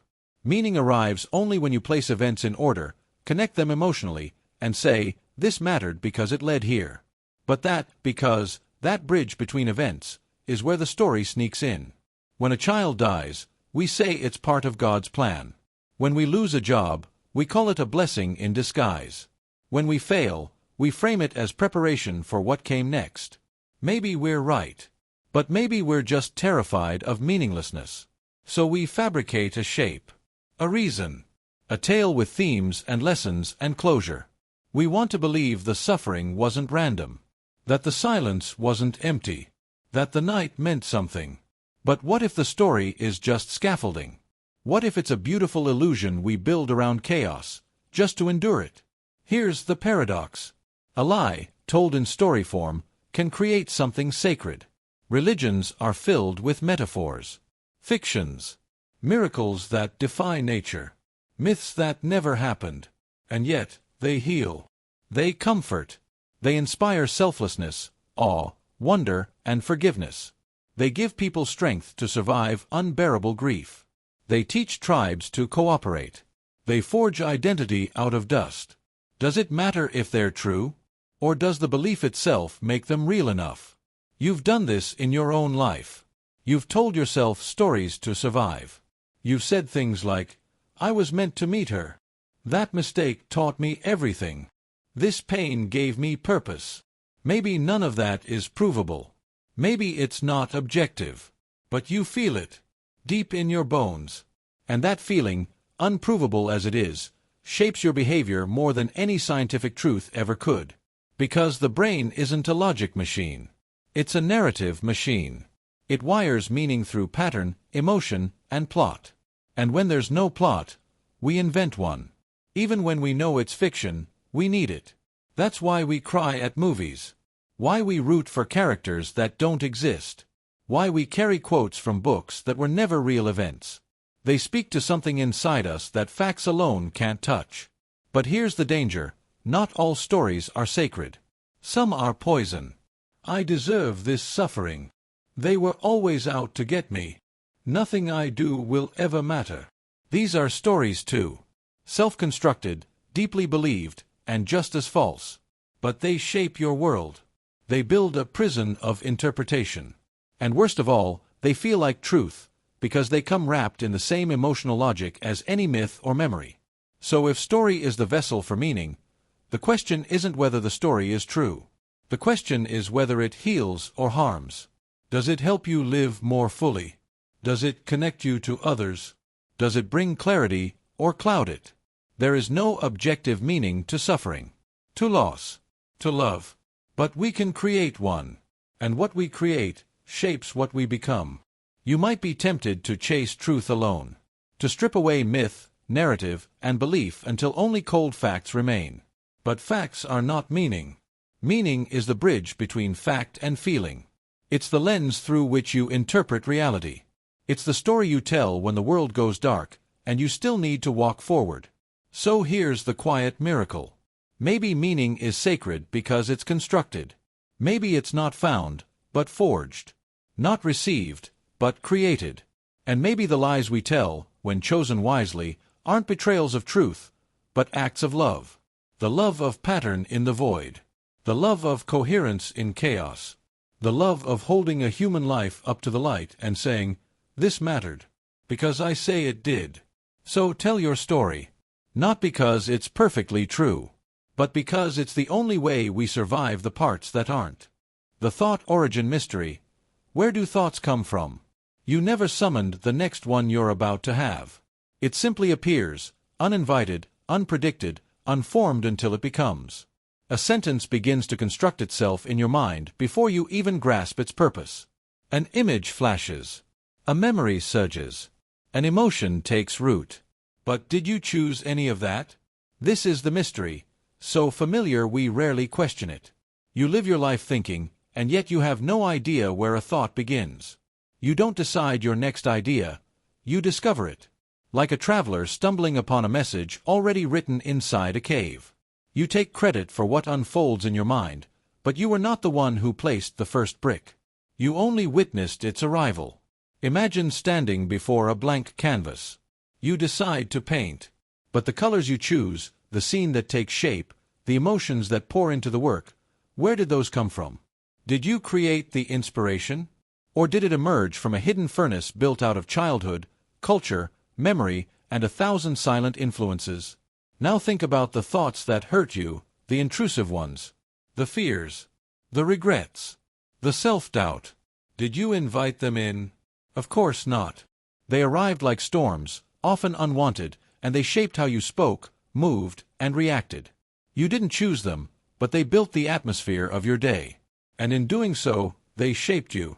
This raises an unsettling question. If you don't control the arrival of a thought, can you claim control over what those thoughts build inside you? It's like a construction site where materials are dropped from the sky.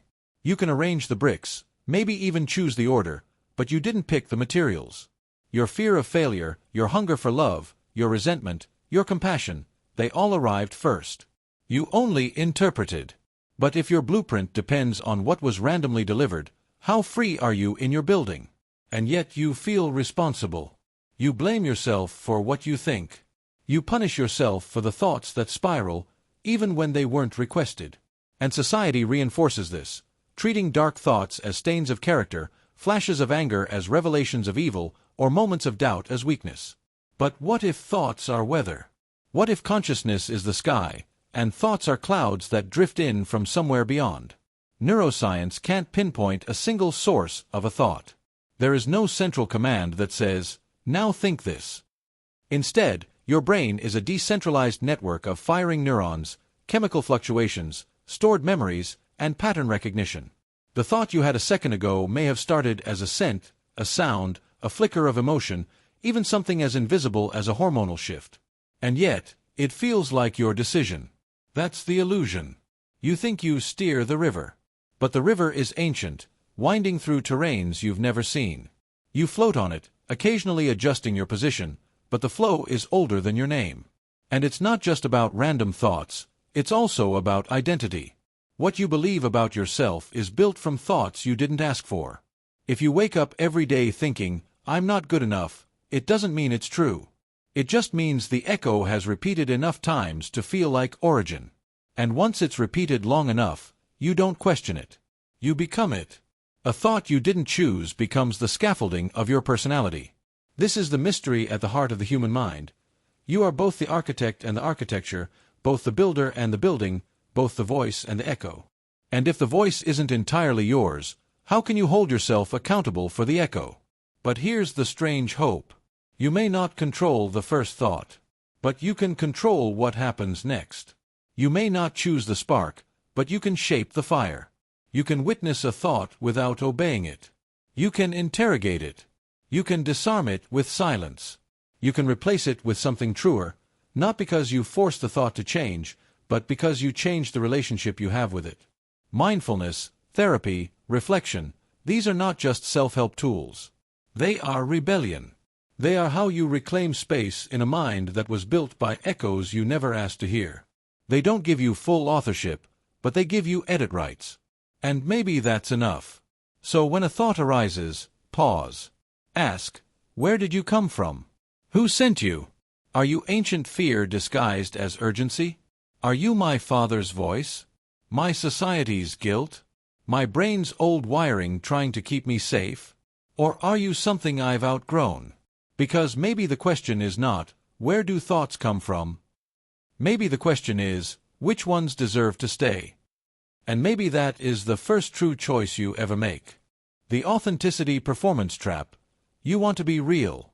You want to be seen, not as an image or an expectation, but as yourself, unfiltered, unperformed, honest. So you speak your truth. You reject pretense. You embrace vulnerability. But then something strange happens. As you try to be authentic, you become aware of being watched. You think, am I doing this right? You wonder if others will believe it's genuine. And suddenly, the very act of being real becomes a performance. This is the authenticity performance trap, the paradox where the pursuit of realness transforms into a show about being real. And the more desperately you try to prove you're not performing, the more performative you become. We live in an era obsessed with authenticity. On social media, people share raw posts, shaky selfies, tearful confessions. In job interviews, they talk about being genuine team players. In relationships, they demand realness, transparency, being 100% yourself. But here's the twist. The pressure to be authentic can create a new mask, one made of curated vulnerability and rehearsed spontaneity. Imagine someone posting a photo with the caption, "No filter, just me." But they took 20 shots before selecting the one that looked most natural. They adjusted the lighting to look like they didn't try. They crafted a caption to sound effortlessly honest. And it feels authentic, but it's still a performance. A performance of not performing. This is not hypocrisy. It's human. We are social creatures, wired for reflection. We form identity in relation to how others respond to us. From childhood, we learn to adjust, what to say, how to behave, which parts of ourselves to hide or amplify. Authenticity doesn't grow in a vacuum. It grows in the tension between self-expression and social survival. Even the moment you ask yourself, am I being authentic? You fracture. The self becomes divided, one part trying to be, the other part watching. The observer self becomes the editor, shaping the expression in real time. The act of trying not to perform becomes the most subtle performance of all.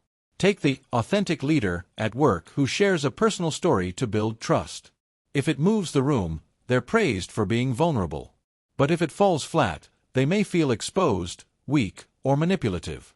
So what happens next time? They rehearse the moment of rawness. They plan the pauses. And now their authenticity has a script. This doesn't mean they're fake. It means they're human in a world that rewards visible authenticity. Authenticity that fits within acceptable boundaries. Be real, but not too messy. Be honest, but not uncomfortable. Be yourself, but make it likable. And so we learn to express sincerity in ways that look sincere to others. Even rebellion can be a performance. The person who loudly rejects societal norms may still be deeply attached to being seen as a nonconformist. The person who declares, "I don't care what anyone thinks," often says it loudly, online, where everyone can hear. The self that tries to reject performance is still tangled in the need to be witnessed. So is true authenticity even possible? Not in the way we imagine.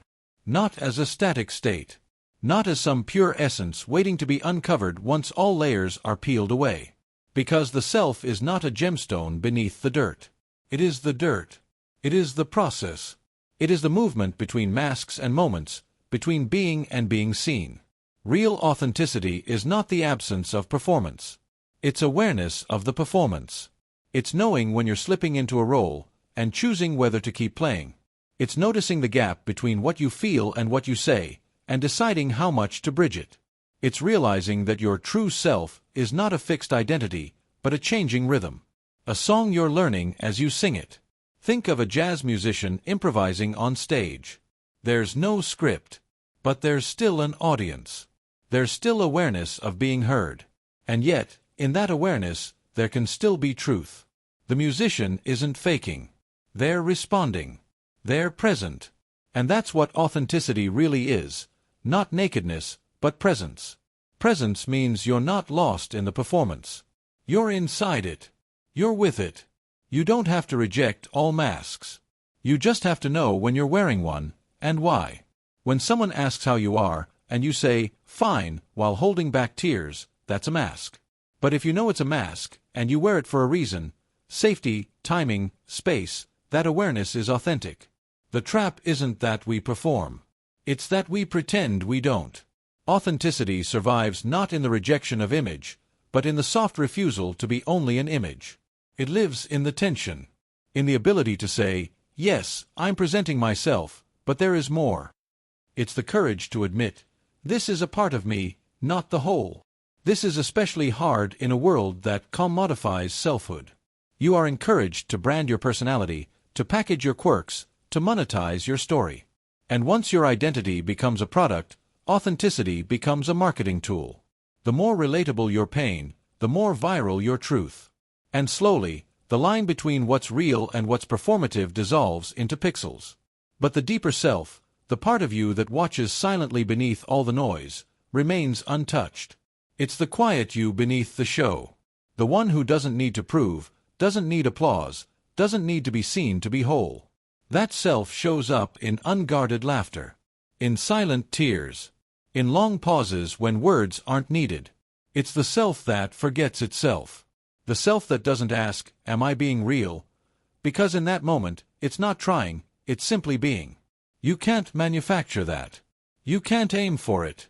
The more you chase it, the more it slips away. But you can notice it when it comes. And you can make space for it by softening the need to be seen as anything. So maybe the question isn't, am I being authentic? But, am I present with what is real for me right now, even if it's messy, changing, or uncertain? Because authenticity isn't a performance you perfect.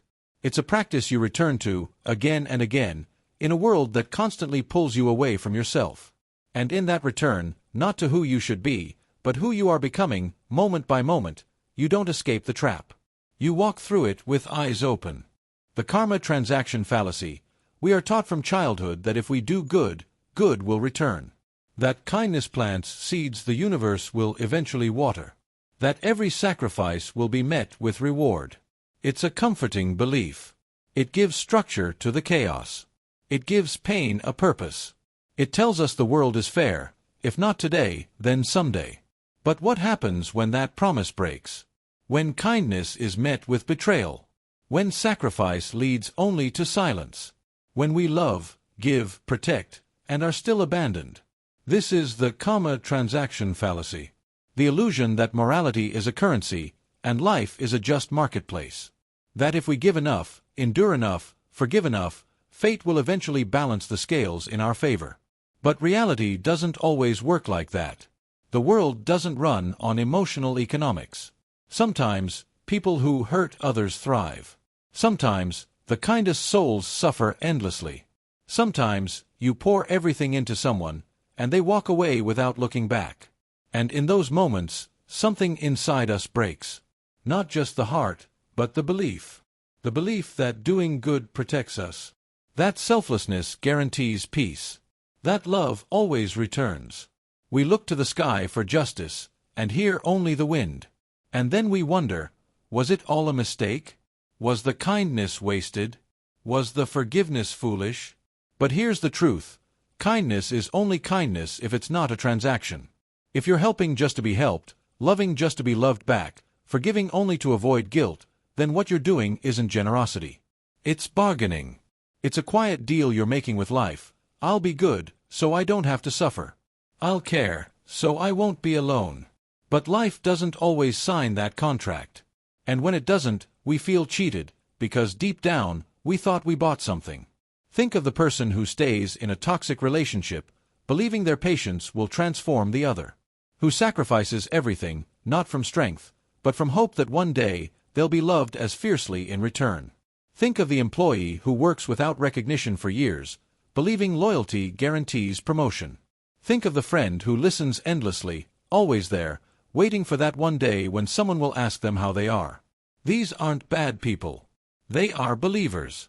Believers in karmic fairness, in emotional symmetry, in a world that tallies good deeds and repays them in kind. But the world isn't a ledger. It's a storm. Beautiful, wild, unfair. And in that storm, you must choose. Will you love because it's who you are, or because you expect it to return? That distinction changes everything. Because if kindness requires repayment, it becomes fragile. It withers when it isn't noticed. It sours when it isn't reciprocated. But if kindness is who you are, it endures, even in silence. Even in loss.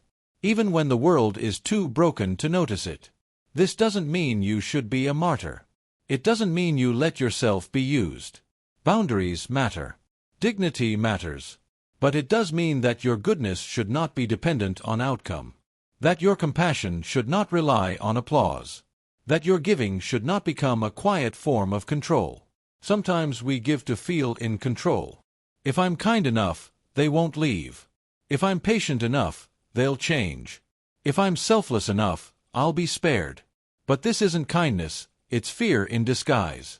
It's the terrified child within us trying to buy safety, affection, worth. And when it doesn't work, the wound deepens. So what's the alternative? To be cold? To stop caring? No. The alternative is to give without waiting. To love without a ledger. To act in alignment with your deepest self, not because of what it will bring you, but because of who it makes you. That is real power. Not the power to control outcomes, but the power to remain whole when outcomes break your heart. Imagine a candle lighting another. The first flame doesn't grow smaller. It gives light freely, not knowing where it will reach, not demanding it be returned. This is the true shape of kindness. Radiant, quiet, brave. It's tempting to believe in cosmic fairness. And sometimes, good does return. Love does find you back. Forgiveness does bloom into healing. But that is a gift, not a guarantee. The danger is expecting it, needing it, letting your goodness rot into resentment because it didn't buy what you hoped. The world is filled with people who gave everything and got nothing back. But they remain radiant, not because they were rewarded, but because they stayed kind despite it. And that is a victory no universe can take away. So if you've loved and been left, helped and been hurt, given and been ignored, breathe. You are not a fool. You are not broken. You are not weak. You are rare. In a world that trades almost everything, your heart chose not to bargain. It chose to shine. Don't stop shining. But do let go of the expectation that the world will notice, or reward, or repay. Let go of the idea that life is a fair machine that gives based on merit. It is not. But you can be. You can be the reason someone else believes in gentleness again. You can be the echo of kindness in a life that needed it. And no one can take that from you. So stop waiting for karma to balance your suffering. Stop waiting for a sign that you were good enough. You were. Even if no one clapped. Even if nothing changed. Even if you cried alone after giving your best. Kindness is not a transaction. It is a testament. Let it be who you are, not what you invest. Because the most powerful kindness is the kind that doesn't ask for anything, and still keeps giving. The choice is an afterthought. You feel like you're choosing. Right now, listening to this, maybe you think you're deciding to keep going. But what if that sense of decision is just a trick of timing, a glitch in the way your brain tells its own story? What if the moment you say, I chose, the choice has already been made, and your awareness is merely catching up, trying to make sense of something it didn't initiate? This is the unnerving core of modern neuroscience. In study after study, Researchers have found that measurable brain activity precedes conscious decisions. In other words, your brain begins preparing to act before you feel like you've made a choice. This lag between neural readiness and conscious intention isn't milliseconds, it's hundreds of milliseconds, sometimes even full seconds. That gap is the space where the illusion lives. Imagine this: you're in a lab, watching a clock spin rapidly. You're told to press a button whenever you feel like it, and to report the exact moment you felt the urge. Scientists monitor your brain the whole time.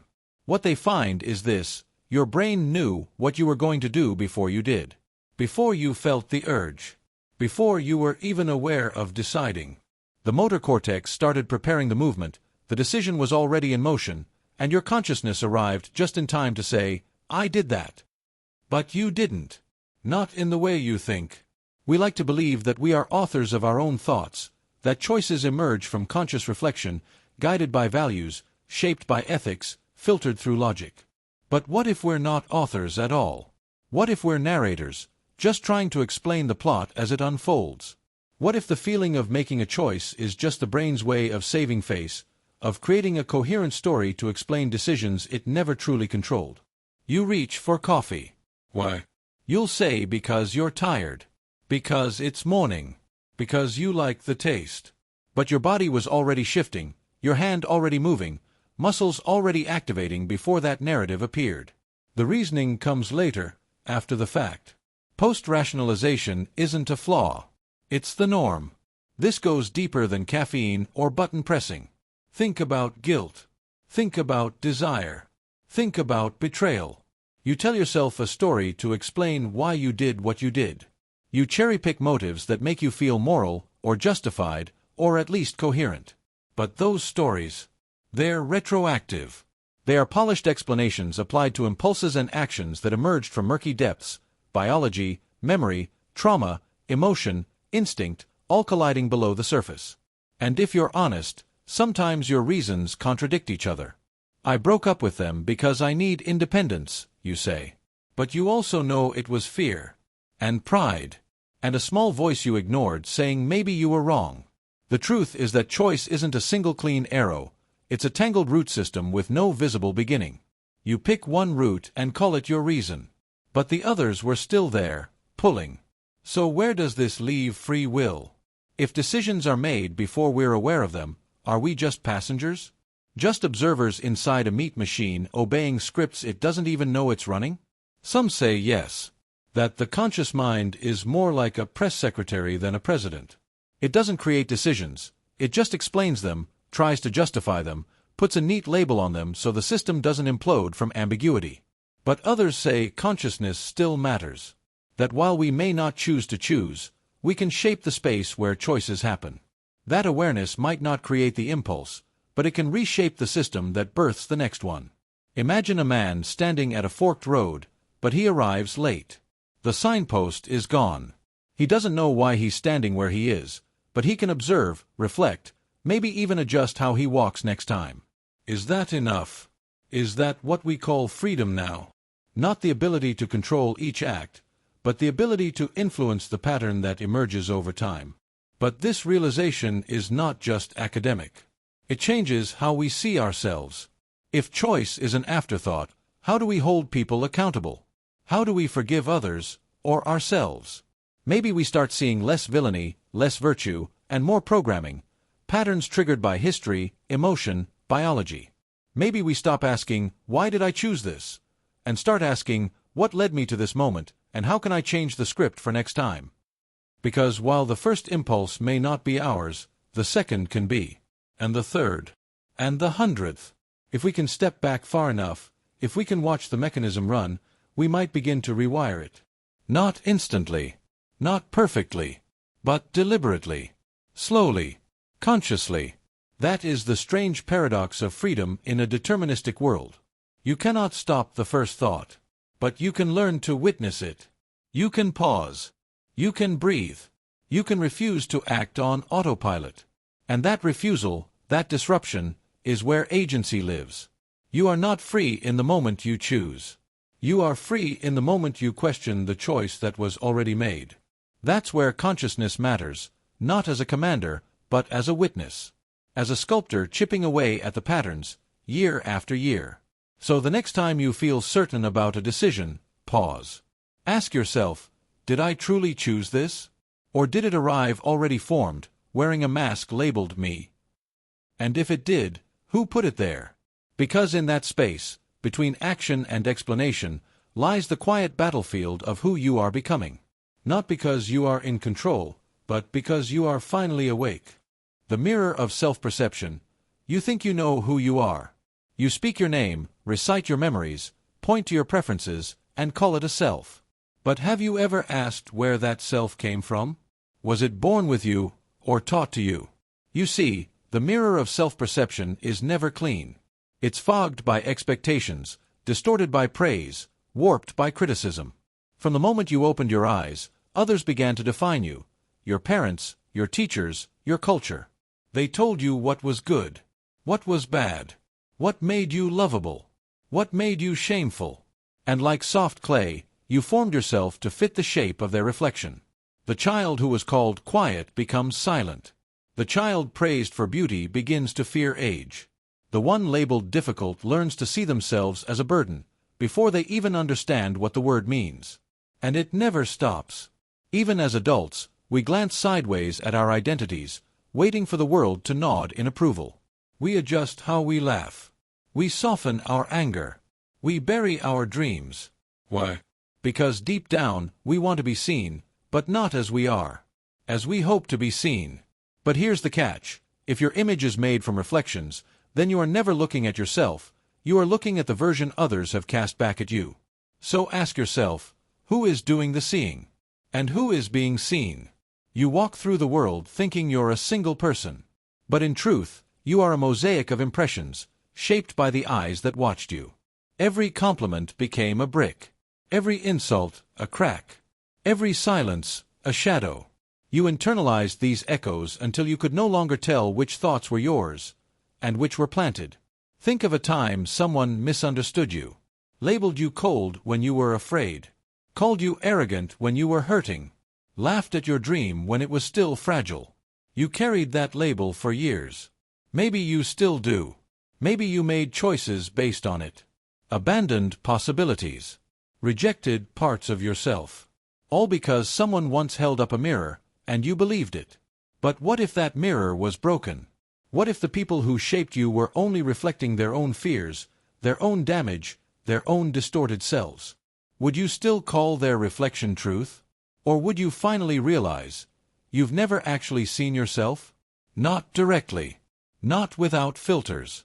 Not without performance. Because to do that, to truly see yourself, you'd have to strip away every version you've performed for others. You'd have to silence the internal critic that uses someone else's voice. You'd have to walk into a room where no one's watching, and ask, who am I when I'm not trying to be? And that question is terrifying. Because it reveals the truth. You might not have an answer yet. You've been performing a self for so long, you forgot it was a role. You've built habits around pleasing, around fitting in, around being acceptable. And the deeper you go, the more you realize, there is no pure, untouched core waiting beneath the layers. There is only choice. You can choose which parts of you to keep. You can choose which reflections to discard. You can choose to stop believing the mirror. Because the mirror isn't neutral. It flatters. It shames. It magnifies your flaws. It edits your light. It traps you in a version of yourself that serves someone else's comfort. And still, you look into it every day. So let's ask the brutal question, can anyone truly escape the mirror they're taught to believe? Some try. They move across oceans, cut ties, change names, rewrite the script. And still, they find themselves haunted by reflections that no longer exist, voices whispering in the walls of their mind, reminding them who they were supposed to be. Others never try. They live their whole lives in service of a self they never chose. They die not knowing what they loved, only what was expected. They disappear quietly, having never met their own gaze. But some look deeper. Not with defiance. Not with rage. But with curiosity. They learn to sit in silence and observe their own thoughts without judgment. They ask, not who should I be, but who am I beneath the noise? And slowly, a new reflection emerges. Not a perfect one. Not one free from history. But a reflection they chose. And that might be the most radical act in a world addicted to approval, to see yourself without a borrowed lens. Because the truth is, selfhood is not discovered. It is constructed. Not in isolation, but in friction, in pain, in contrast, and in reclaiming what was stolen by early mirrors. So maybe you don't need to destroy the mirror. Maybe you just need to stop mistaking it for truth. Because your reflection is not your identity. Your identity is what remains when the mirrors go dark, and you still know how to stand. The science as savior bias. You trust science. You trust the lab coats, the glowing screens, the peer-reviewed data. You trust the numbers, the models, the certainty of prediction. And why wouldn't you? Science cured diseases. Science launched satellites. Science gave you fire, light, code, and shelter. It connected you to the world, helped you live longer, see further, move faster. It made the invisible visible. It translated stars into math, blood into patterns, consciousness into neural maps. But here lies the illusion, the bias that science is not just a tool, but a savior. That because it can calculate, it can guide. That because it can explain, it can tell you what to do. That the future, the meaning of life, the purpose of existence, all of that will eventually yield to the microscope, the formula, the algorithm. That if we just wait long enough, science will rescue us from confusion, morality, despair, and death itself. This is the science as savior bias. It's seductive, because science feels objective. It strips emotion, filters for replication, controls for bias. It builds confidence from skepticism. It doesn't pretend to know, it demands proof. And that's why we love it. In a world where meaning crumbles and ideology burns, science seems like the last honest thing. But here's the crack. Science only answers the questions you can measure. It tells you how, not why. It shows you what is, but it's silent on what should be. It gives you the hammer, but not the blueprint.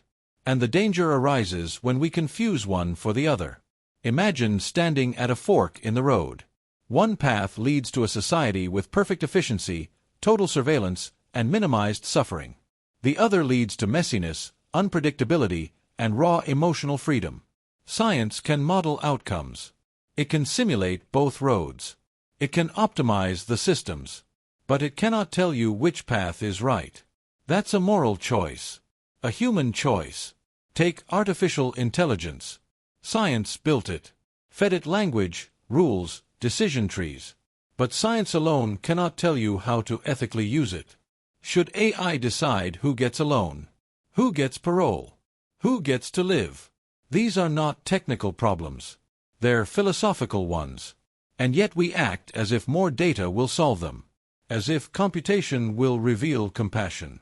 Or look at climate change. We know the facts. Sea levels rise. Temperatures spike. Models project disaster. But the knowledge doesn't provoke global change.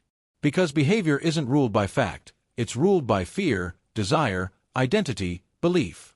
Science gives us the map. But people still choose whether to walk off the cliff. And then there's medicine. Science discovers treatments, vaccines, surgical methods. But it cannot decide who deserves care. It cannot resolve the moral weight of letting one patient go to save another. In triage, science is cold. It calculates survival odds. But who comforts the dying? Who decides whether a life is worth one more day? This is the core of the paradox. The more powerful our tools become, the more essential it is to ask what we value. And yet, values can't be dissected under a microscope. You cannot isolate compassion in a test tube. You cannot weigh dignity on a scale. You cannot reduce grief to numbers without violating the very thing that makes it sacred. Science can build a missile. It can't tell you when to fire it. It can grow a human heart in a lab. It can't tell you what love means. It can detect brain waves during meditation. It can't tell you what peace is. We are advancing faster than our ethics. We're accelerating into futures we don't understand, wielding tools sharper than our wisdom. We modify genes without resolving the soul. We predict behavior without understanding motivation. We chase immortality without asking what a life is for. And yet, because science works, because it delivers, we keep expecting it to do more.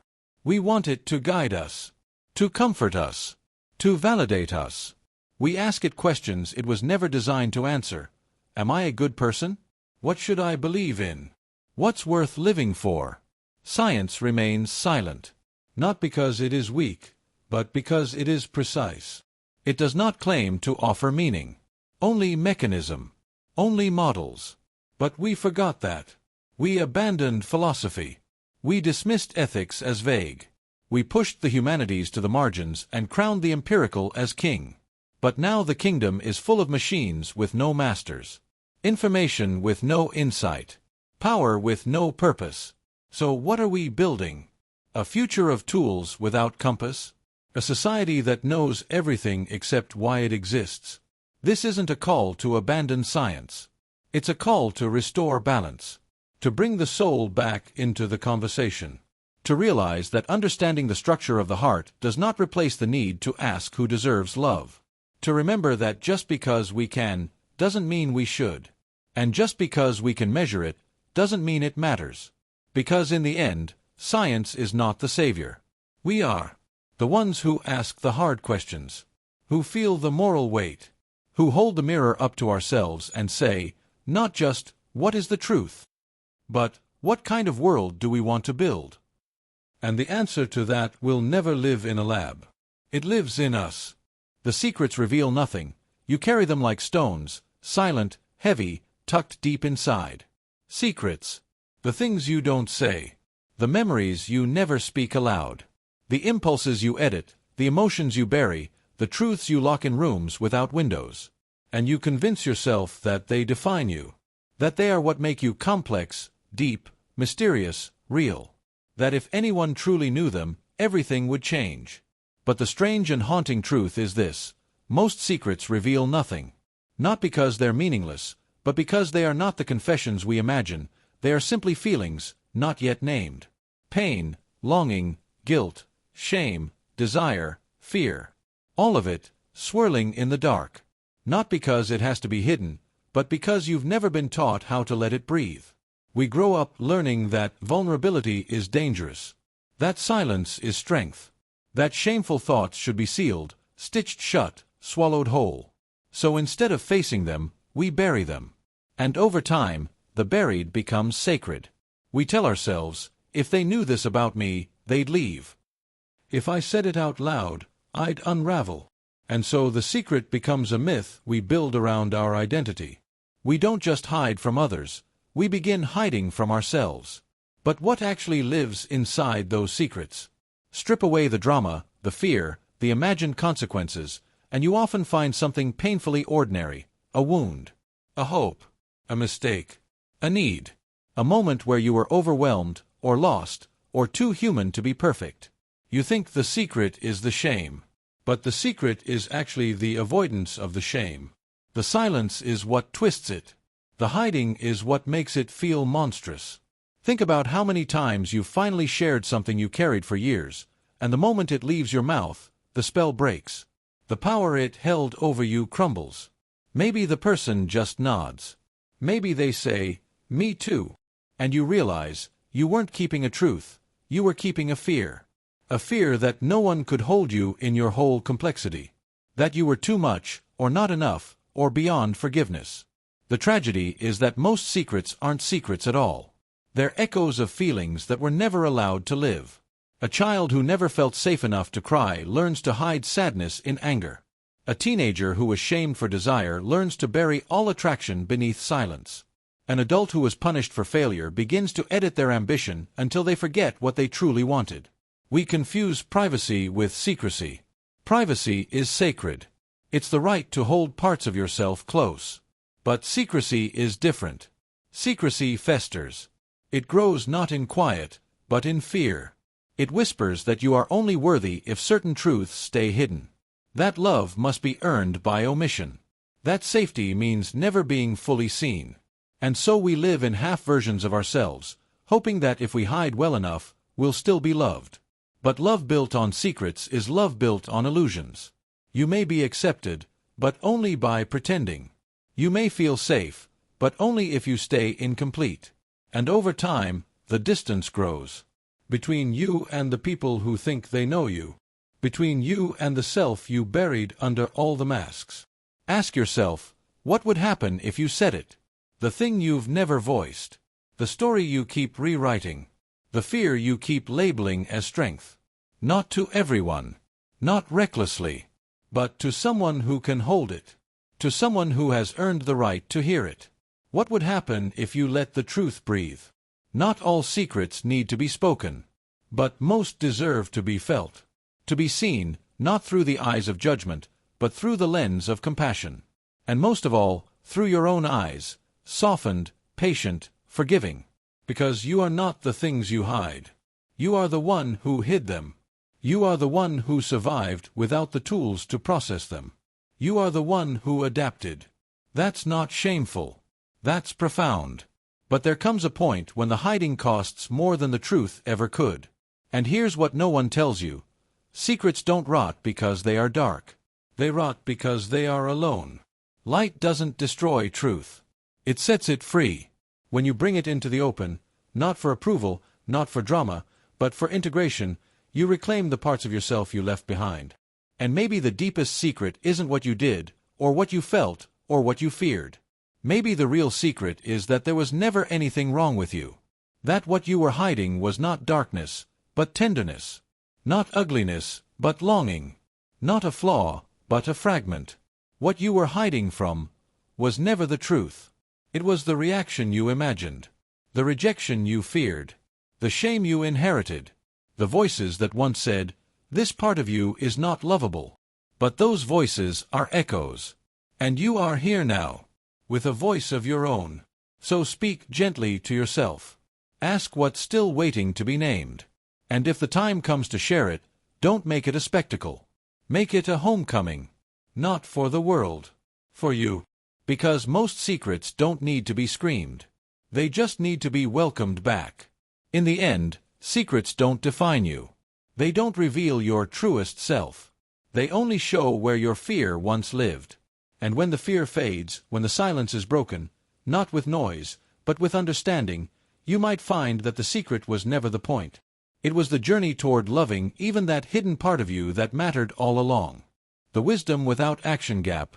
We crave insight. We collect wisdom like coins, quotes, books, philosophies, lessons. We nod at profound ideas, bookmark brilliant paragraphs, and share moving videos that speak of truth and purpose. But then, we return to lives unchanged. We continue the same habits, react the same way, carry the same fears. And the wisdom stays trapped, on the page, in the mind, but not in the blood. This is the gap between knowing and doing. The chasm where most of our growth dies quietly. It's easy to believe that understanding something deeply is enough. That realization is transformation.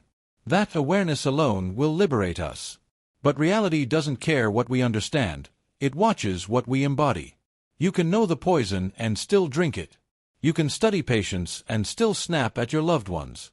You can explore every sacred text and still walk past a stranger in need without meeting their eyes. Wisdom, unacted, becomes a mirror with no reflection, an echo chamber where you admire your thoughts while avoiding your truth. We love insight because it feels powerful. Reading about forgiveness feels like progress. Talking about discipline feels like commitment. Meditating on impermanence feels like letting go. But these are performances of wisdom, not its embodiment. Reflection becomes a kind of theater. One where we star in our own transformation, yet backstage, nothing shifts. This is the danger of intellectual spirituality, of philosophical living, of deep thinking that stays only in the mind. It flatters us into believing we are growing, when really, we are only observing growth as a concept. We know what's right, but don't do it. We understand the cost of addiction, but still return. We see the patterns of trauma, but still replay them. We say we value peace, but feed conflict with our choices. And slowly, our wisdom becomes hypocrisy in elegant disguise. The more we learn, the more we risk this trap. We build inner libraries but never visit them when it matters. We become fluent in self-help vocabulary, but illiterate in self-help action. We know how to describe our wounds, but still cut others from them. We can explain love, but fear it. We can define freedom, but sabotage it. Why does this happen? Because acting on wisdom is hard. It demands discomfort. It forces change. It requires us to interrupt habits, resist impulses, confront fears. It asks us not just to think, but to become. Insight is passive. Action is risky. Knowing is safe. Doing is vulnerable. It's easier to discuss compassion than to practice it with someone who hurt you. It's easier to believe in mindfulness than to actually pause in the heat of emotion. It's easier to label yourself self-aware than to challenge your reflexes in real time. We use reflection like armor. I understand why I do this becomes the excuse for continuing it. I'm aware of my patterns becomes the reason they stay unchanged. I'm processing becomes the substitute for acting. But transformation doesn't happen in thought. It happens in choice. Repeatedly. Relentlessly. Often without applause, often in private, often when no one sees but you. And yet, this isn't a condemnation of thought. Reflection matters. Deeply. But it is not the destination. It is the doorway. It is the blueprint, not the building. It is the map, not the journey. And the longer we stay admiring the map, the more lost we become. Because eventually, insight without embodiment turns toxic. It makes us cynical, jaded, bitter. We see truths everywhere and feel powerless to live them. We judge others for failing to walk paths we ourselves only admire from a distance. And our inner wisdom curdles into shame. But here's the deeper truth. Even the smallest action breathes life into wisdom. The first pause before a reaction. The first refusal to speak from anger. The single moment of honesty with yourself. These aren't fireworks. They're revolutions. Not because they're grand, but because they're real. You don't need to become perfect. You just need to become practicing. You don't need to live your wisdom flawlessly. You just need to live it honestly. To close the gap, not with grand gestures, but with quiet courage. Think of the wisdom you carry. The things you already know. You don't need more answers. You need application. You already know comparison kills joy, so put the phone down. You know boundaries are sacred, so say no. You know love needs vulnerability, so let them see you. You know truth demands courage, so speak it. This is the bridge from knowing to being.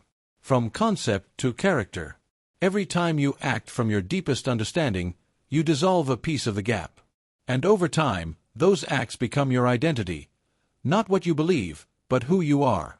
Not what you admire, but how you live. Until finally, there's no need to proclaim your values. Your choices will speak them. It is easy to be wise in solitude, in silence, in theory. But the world will test your philosophy. Life will put fire under your insight. And in those moments, you must choose to admire the idea or to become it. Knowing isn't doing. Reflection isn't reform. But when thought and action meet, when the soul moves from understanding into embodiment, that is where real change begins. Not as a performance. Not as a transaction. But as a lived truth, carried in every step, even when no one's watching. The peace as weakness bias. You live in a world that worships the roar. Action is power. Force is decisive. To move fast, to speak louder, to strike first, that's what strength looks like. At least, that's the myth we've inherited. It's etched into our stories, carved into our histories, reinforced by the heroes we're taught to admire. But what if we've gotten it wrong? What if the deepest strength wears no armor, makes no noise, and looks a lot like stillness? This is the peace as weakness bias. The belief that quiet means defeat, that restraint means fear, that choosing not to fight is the same as losing. But that bias, like many, has been programmed into us, not born in us. And once you see it, you begin to realize how many of our most revered virtues are actually symptoms of insecurity. Think of the classic tale, the warrior who refuses to back down, who meets every insult with retaliation, every threat with violence. We cheer for him. We call him brave. But why?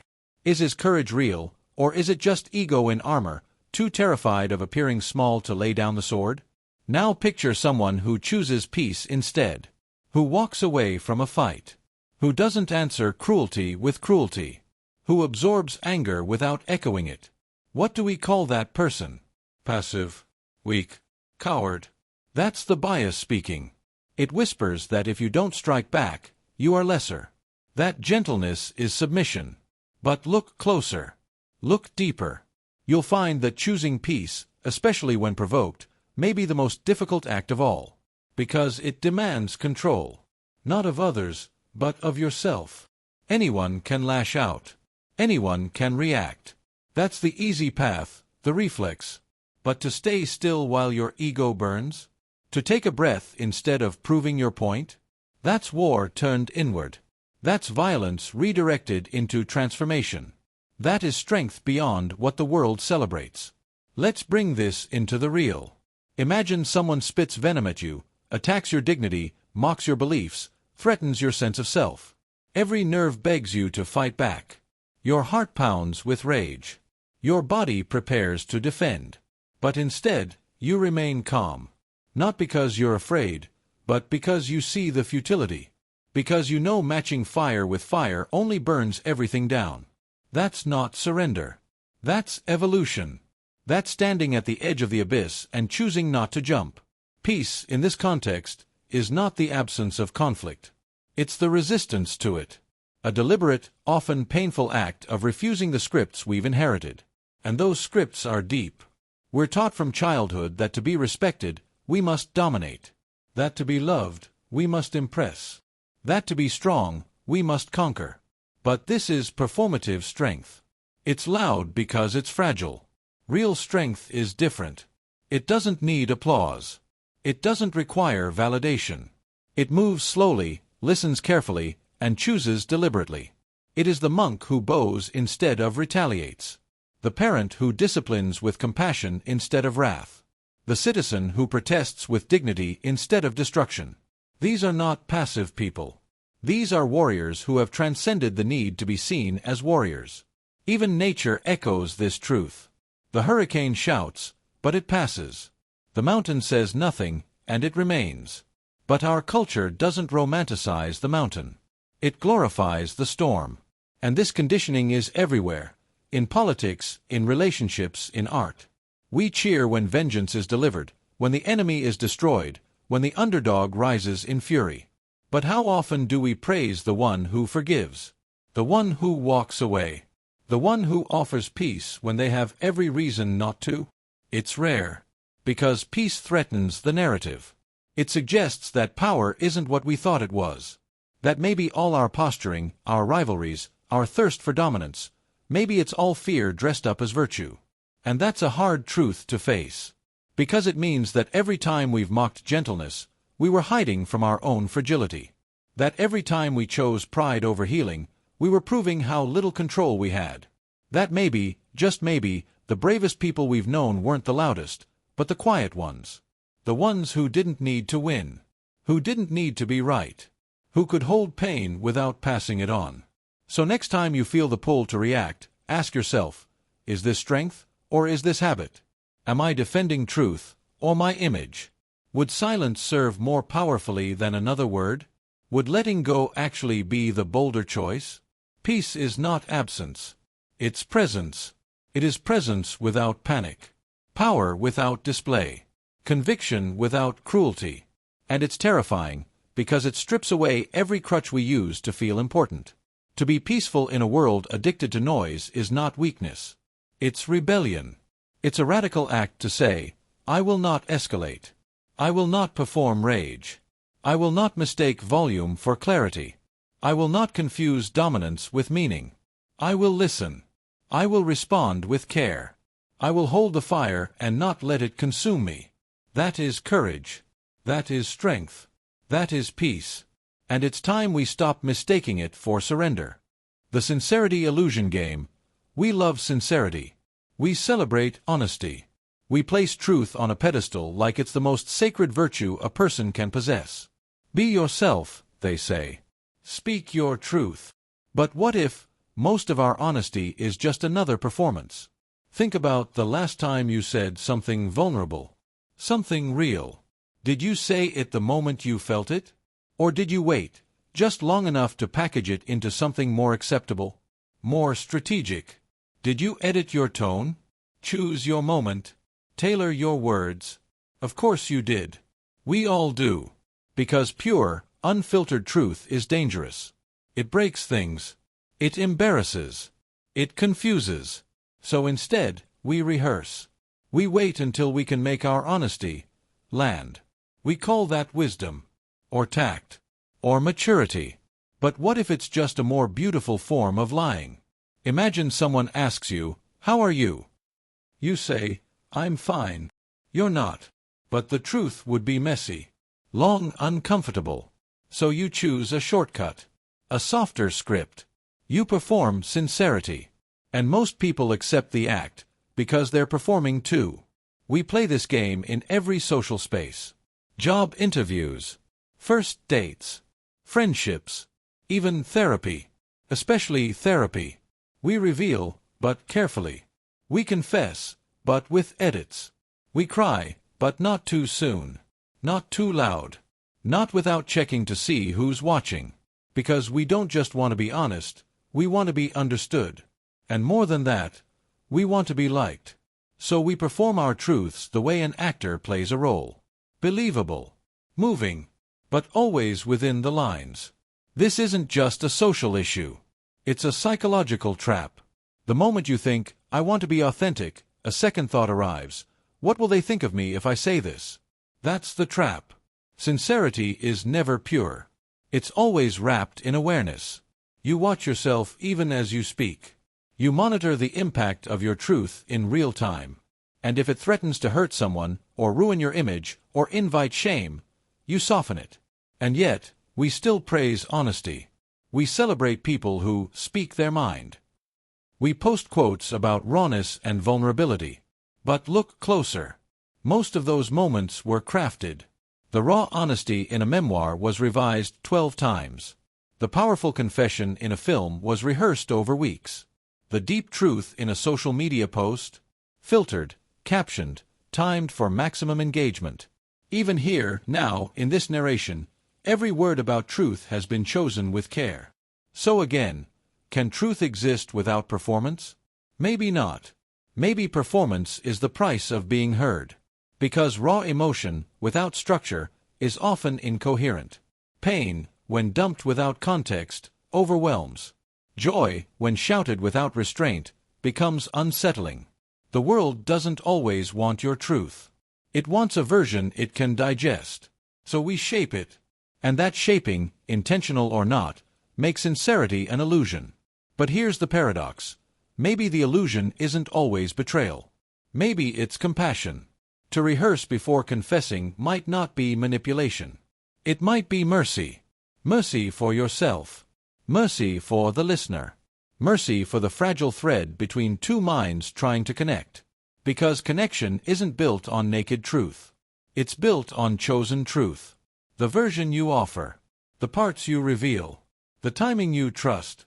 And in that act, even though it's not pure, there can be something sacred. Because you chose to speak. Even if you rehearsed it. Even if it wasn't perfect. Even if the performance showed. You still showed up. So maybe sincerity isn't the absence of performance. Maybe it's the performance you mean. The one where you let the mask slip, not all the way off, but just enough to let your eyes show. Just enough to say, "This is me. As close as I can come today." And maybe that's enough. Because total truth is unreachable. But honest intention, that's real. So the next time someone tells you their truth, and it feels too polished, too tidy, too scripted, pause before you judge. They might be doing the best they can in a world that punishes rawness. And when you speak your own truth, don't wait for it to be perfect. It never will be. It will always be shaped. But if it comes from a real place, one that aches to connect, not control, then maybe that's the only sincerity that matters. Not the truth without performance, but the performance that reveals truth. The now is slippery. You try to live in the now. You close your eyes. Breathe deep. Let the moment flood your senses. The sunlight on your skin, the rhythm of your heartbeat, the breeze moving through the leaves. You tell yourself, this is presence. This is now. But even as you feel it, truly feel it, it slips away. You name it, and it vanishes. You notice it, and it becomes the past. This is the haunting truth. The present is not a place you can hold. It is a moving edge, always receding. A blade so thin, so fleeting, that the very act of observing it cuts it in half. By the time you say, this moment, it's already memory. By the time your mind catches up, the now has become then. The now is slippery. And yet we're obsessed with it. Entire philosophies are built around the sacredness of the present. Mindfulness, meditation, enlightenment, they all point to this idea of being fully here, fully alive in a single moment. But what does it mean to be in the present if the present can't be grasped? If it is always dissolving beneath our awareness? Try to feel the exact moment you're living in. Not a second ago, not a breath ahead, now. Can you do it? Can you pinpoint the precise instant of presence? Or are you always arriving a little too late? It's like trying to see your own eyes without a mirror. Like trying to bite your own teeth. The moment you reach for the now, you displace it. Neurologically, this isn't just poetic, it's literal. Your brain processes reality with a delay. About 80 milliseconds. Everything you experience has already happened. You are always living in the past. The now you feel is a reconstruction. An approximation your mind builds from echoes and signals. It's not presence, it's the shadow of it. So then what are we chasing? We meditate, trying to be still. We breathe, trying to be aware. We try to feel grounded in what is. But the moment we start thinking, I am present, we've already stepped out of it. That thought is a step backward. Presence doesn't narrate itself. It doesn't announce its arrival. It's only truly there when you forget you're looking for it. The truth is, presence might be less like a state, and more like a ghost. A flicker. Something we sense out of the corner of the mind. Like trying to hold water in your hands, it runs through your fingers the tighter you grip. You can see it in moments of pure experience. A laugh that erupts before you know why. The second you dive into cold water. The look in someone's eyes just before a kiss.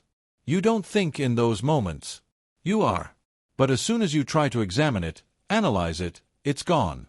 Your awareness pushes you out of the thing you were trying to feel.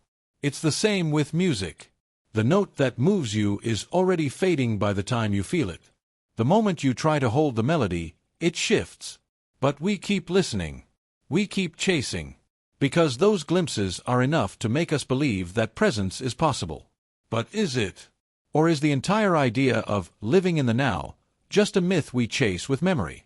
We try to freeze moments, photos, journals, videos, mantras, not because we're in the present, but because we're afraid of losing it. We record experiences to remember them, not to live them. And in doing so, we trade presence for permanence. But nothing real is permanent. The present, by definition, is a vanishing act. Even our identities are stitched from past and future. Who are you right now, without your history? Without your plans? Strip away what just happened and what you expect to happen, and what remains. Can you describe yourself without memory or intention? It's difficult. Because the self is not built in the now, it's built across time. You are a narrative. A continuity. And the now, this elusive now, is just a flickering checkpoint your mind passes through as it tries to make sense of the story. And yet, we ache for presence. Not just as a concept, but as a refuge. We believe that if we could just be here, fully, completely, we might escape the regrets of the past and the anxieties of the future. We might find peace. But maybe peace isn't found in grasping the now. Maybe it's found in surrendering to its fluidity. In accepting that we will never fully touch the moment we're in, but we can dance with it. Flow with it. Trust that it's happening, even if we can't bottle it. Presence, then, isn't a command. It's not something to force. It's an accident. A gift. It's in the way your breath softens when you forget to control it. In the way you lose yourself while watching rain slide down glass. In the second of stillness between two thoughts. You don't achieve presence. You fall into it. Briefly. Wordlessly. And it's gone before you can name it. And that's okay. Maybe that's the point. Maybe the now was never meant to be held. Only felt. Only trusted. Only passed through, like a doorway that never closes, but never lets you stay. And maybe the most honest way to live is not to chase the now, but to allow it to move through you and leave its mark like wind leaves shape in sand. You won't ever hold the present, but it will hold you, even if just for a breath. The language shapes reality. You speak a word, and you think you're describing the world. You call something blue, and believe you've captured its essence. You name an emotion, anger, sadness, love, and assume it's now understood, tamed, stored neatly in the vault of language. But what if language doesn't just describe your world? What if it builds it? What if every word you speak is not a mirror, but a chisel? We are taught that language is a tool, that it sits apart from reality, ready to be picked up and used to explain what already exists. But the deeper truth is more haunting. Language is not just a tool, it is a cage, a filter, a lens. And once you accept its frame, everything you see is shaped by its edges. You don't use language, you live inside it.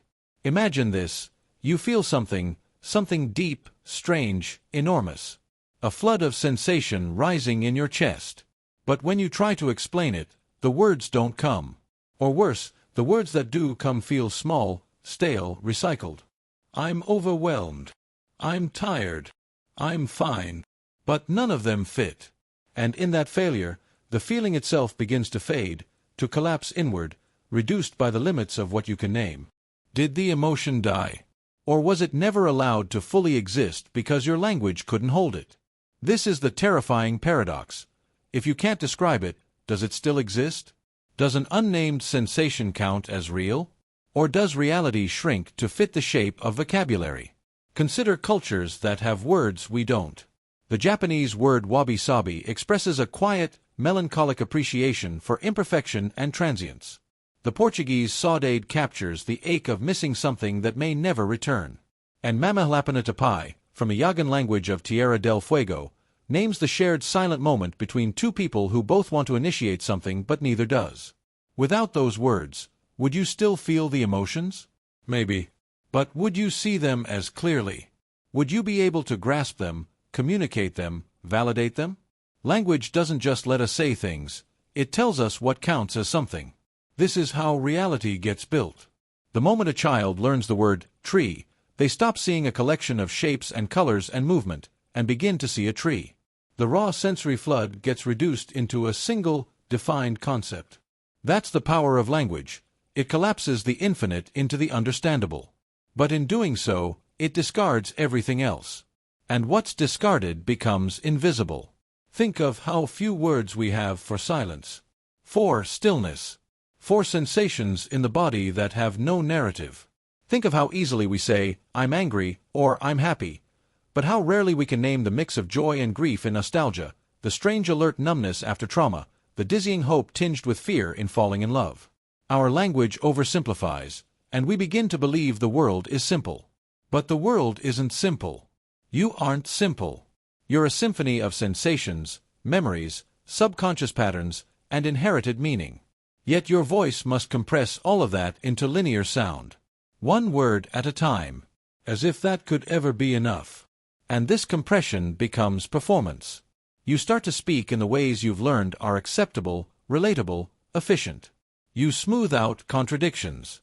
You round the sharp edges of your truth to fit the grammar of your tribe.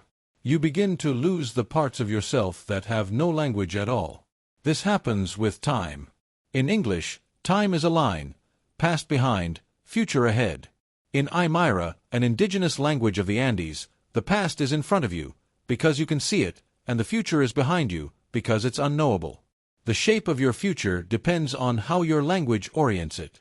And this shapes your decisions, your values, your very sense of life's direction. In gender, language draws hard lines that biology does not. Some languages assign gender to objects. Others have no gendered pronouns at all.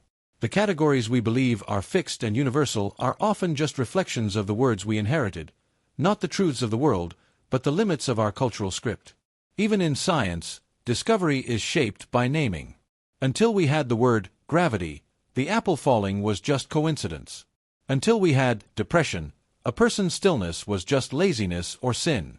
Language does not only record breakthroughs, it allows them to be conceived. But here's the twist. Once you realize language shapes your world, you also begin to feel the weight of what it leaves out. The ache for something more expansive. The craving for words that don't yet exist. And in that hunger, you begin to invent. Metaphor. Poetry. Music. You reach beyond the sentence into the space between words. Because sometimes, silence says what language can't. And maybe that's the point. Maybe the most honest expressions are the ones that gesture toward the unspeakable, rather than trying to trap it. Maybe your deepest truths can't be reduced to grammar, they can only be lived, felt, breathed. Maybe you don't need to define every part of yourself. Maybe allowing parts of you to remain unnamed is not confusion, it's reverence. So when you find yourself unable to explain what you're feeling, pause. Don't rush to name it. Don't crush it with a label. Sit with it. Let it live. Let it speak in colors, in breath, in silence. Not everything real needs to be described. Not everything true needs to be translated. Language is powerful. But it is not the final layer of reality. It is a map. And sometimes, the map leads you close, but never all the way to the territory. Because the territory is infinite, shifting, sacred. And the moment you believe you've said it all, you've already begun to miss what's still beyond words. The logic sufficiency error. We're told to trust logic, to sharpen our minds and follow reason like a compass. That if we think clearly, we'll never be deceived. That logic is our shield against error, manipulation, chaos. We look down on emotion, myth, and instinct, believing that reason alone can elevate us above the fog. But here's the question we often forget to ask. What if the logic is sound, but the starting point is false? This is the logic sufficiency error. The illusion that reason, by itself, guarantees truth. That if our steps follow valid rules, our conclusions must be valid too. But logic is only as pure as the premise it begins with. Give it a rotten foundation, and it will build a flawless structure of lies. Feed it a biased assumption, and it will deliver a calculated injustice. Reason doesn't care if the seed is poisoned. It simply grows whatever it's given, with terrifying precision. Think about it. If you begin with, "This group is inferior," you can construct a perfectly logical argument for oppression. If you start with, "Pain is weakness," you can rationalize cruelty. If you believe, "Success defines worth," you can logically discard compassion. Tyrants, ideologues, cult leaders, all have used logic. Step-by-step justifications. Elegant arguments built on hidden rot. The reasoning is flawless. The result is horrific. We imagine logic as sacred because it feels objective. It feels clean. But even the most perfect equation means nothing if the inputs are corrupted. Even a syllogism can become a weapon if it hides a broken belief. Logic isn't truth, it's a tool. And like all tools, it serves whoever wields it. And whoever defines the terms of the argument controls the destination. We see this in history. Entire systems of slavery, apartheid, and conquest were upheld through reason. Books written to defend them. Speeches filled with logic. Policies drafted with precision. All of it logical, within the framework of false assumptions. It wasn't the reasoning that failed. It was the humanity that was edited out of the premise. Even in our everyday lives, we fall into this trap. We use logic to defend decisions we've already made emotionally. We explain why we ghosted someone, why we didn't speak up, why we settled, why we quit. The reasons sound convincing, but they're retrofitted. Logic is the courtroom we bring our feelings to when we want a verdict that sounds respectable. But beneath the arguments, there's often a deeper truth we won't say out loud. I was scared. I was hurt. I didn't know how to be honest. And so we build fortresses of reason around a fragile truth we don't want to face. This is how logic becomes a prison. Not because it's flawed, but because we use it to protect the wrong things. We use it to defend ego, to mask fear, to justify convenience. And the more articulate we are, the easier it becomes to fool even ourselves. We convince ourselves we're rational, when we're really just rehearsing. So what do? Abandon logic? No. But we must stop worshipping it. We must stop mistaking it for infallibility. Logic is not wisdom. It's not morality. It's not empathy. It's structure. And structure without soul becomes machinery, cold, indifferent, and dangerous. True wisdom demands more. It demands we question the premises, not just the conclusions. It asks us to go beneath the argument and look at what it protects. Is it defending a fear, a trauma, a cultural bias? Is it excluding something too painful to admit? The most dangerous ideas aren't shouted, they're whispered as assumptions, hidden in plain sight. If we don't learn to see them, we become slaves to arguments that were rigged from the start. Even science, our most prized fortress of logic, depends on interpretation, on paradigm, on funding, on cultural lens. The data doesn't speak for itself, it speaks through us. And we are not neutral. We are stories wrapped in neurons. And logic, when detached from awareness, becomes sterile calculation. Look at the human brain. It can rationalize anything. Murder, betrayal, greed. All in the name of survival, justice, love, even peace.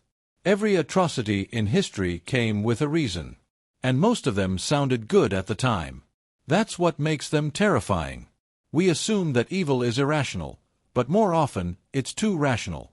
Too clean. Too calculated. It's not the absence of logic, it's the misuse of it. So if logic can lead to both healing and harm, what protects us? Integrity, empathy, reflection, the willingness to pause and ask, what is this argument hiding? Who benefits from this conclusion? What part of me wants this to be true? These questions are not logical, they are moral. They come from a deeper wisdom, one that recognizes reason as a tool, not a throne. Because sometimes, the most dangerous person in the room isn't the one who screams nonsense, but the one who calmly explains injustice with perfect clarity, who builds a system of exclusion with no raised voice, who rationalizes apathy with perfect syllogisms. The better the logic, the harder it is to detect the rot. And so we must develop a double vision, one that sees not just the argument, but the soil it grows in. That doesn't just ask, is it logical? But, is it just? Is it kind? Is it whole? That doesn't bow to logic as king, but holds it accountable to conscience. Because reason is not sacred. It is obedient. And if we don't question the master it serves, we risk becoming architects of cruelty, while believing we're just being smart. The success as proof illusion. You look at someone who's made it, wealth, influence, praise, and something in you whispers, they must have done something right. Maybe they were smart, disciplined, moral. Maybe the universe rewarded them for their goodness. That's the illusion. The quiet, seductive lie that success equals virtue. That winning is proof. That those who rise deserve to rise.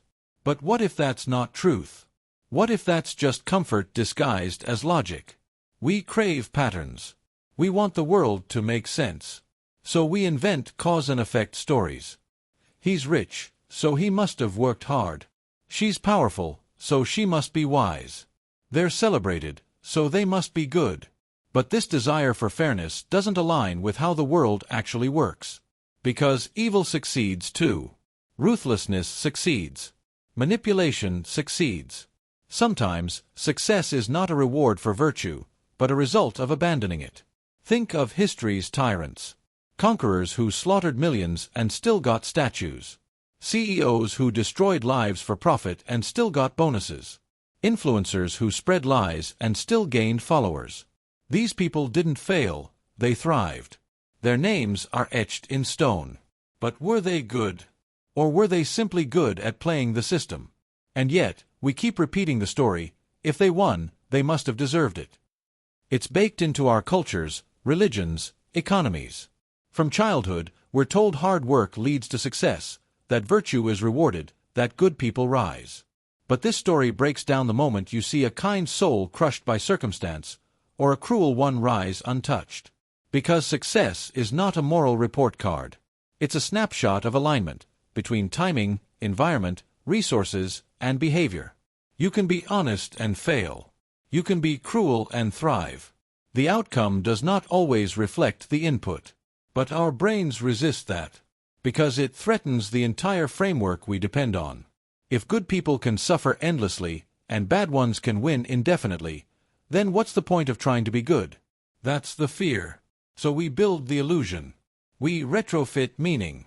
We say, they must have earned it, because to say, they just got lucky, or worse, they lied, cheated, and still won, leaves us no safety net. But let's break it open. Imagine two people in the same field. One rises because they take shortcuts, flatter the right people, ignore their conscience. The other stays true, works slowly, refuses to betray their values. Who wins? Often, the first. Not because they're better, but because the game rewards velocity, not virtue. And this isn't just anecdotal, it's structural. Systems aren't neutral. They reward traits like dominance, conformity, risk-taking, and obedience, not necessarily compassion, honesty, or depth. So if you succeed in a broken system, is that really proof of your merit? Or just your ability to adapt to its dysfunction? Now turn the lens inward. Think of your own moments of success. Was every victory clean?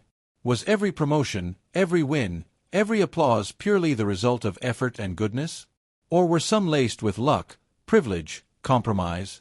And did you feel that uncomfortable awareness, the sense that the world saw it as proof of your worth, even if you knew better? That's the dissonance. The world reads your success like scripture, but you remember the edits, the margins, the mess. You know how much is unearned. And yet, the illusion persists, because we need it to. It keeps the story moving. It keeps people striving. But it also does damage. It blinds us to injustice. It silences the poor by calling them lazy. It mocks the struggling by saying they didn't want it enough. It idolizes the rich, no matter how they got there. It lets power excuse itself. And worst of all, it makes us doubt the worth of quiet goodness. The teacher who never seeks recognition. The artist who never trends. The caretaker whose kindness will never go viral. We don't call these people successful. But maybe we should. Because if success is only defined by visibility, money, dominance, then goodness loses. If we judge worth only by outcomes, we miss the soul behind the process. Some of the most powerful acts of humanity go unnoticed. Some of the deepest moral courage ends in obscurity. Not every victory looks like a trophy.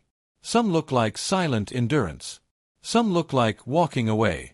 So the next time you see someone successful, pause. Don't assume they're good. Don't assume they're bad, either. Just remember, success is data, not morality. It tells you what works, not what's right.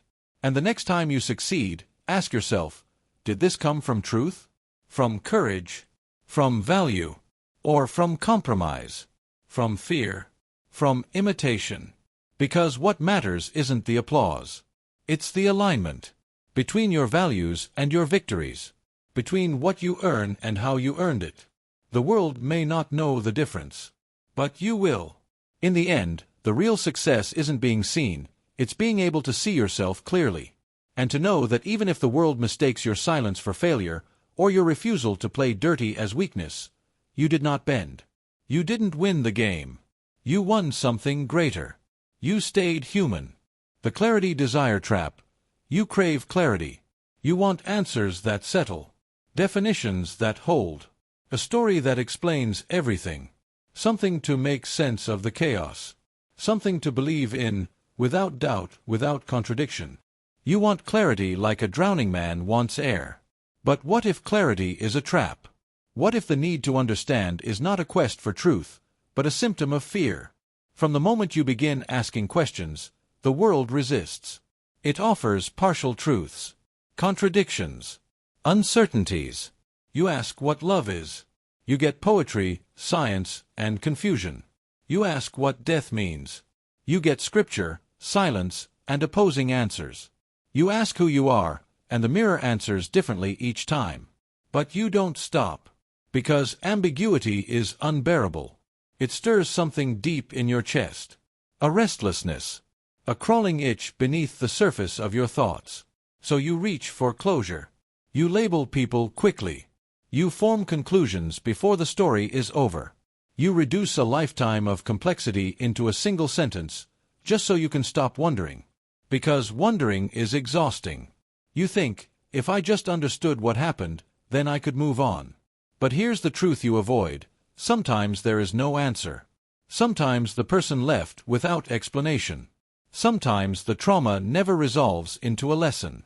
Sometimes the mystery stays a mystery. And yet you still search. Why?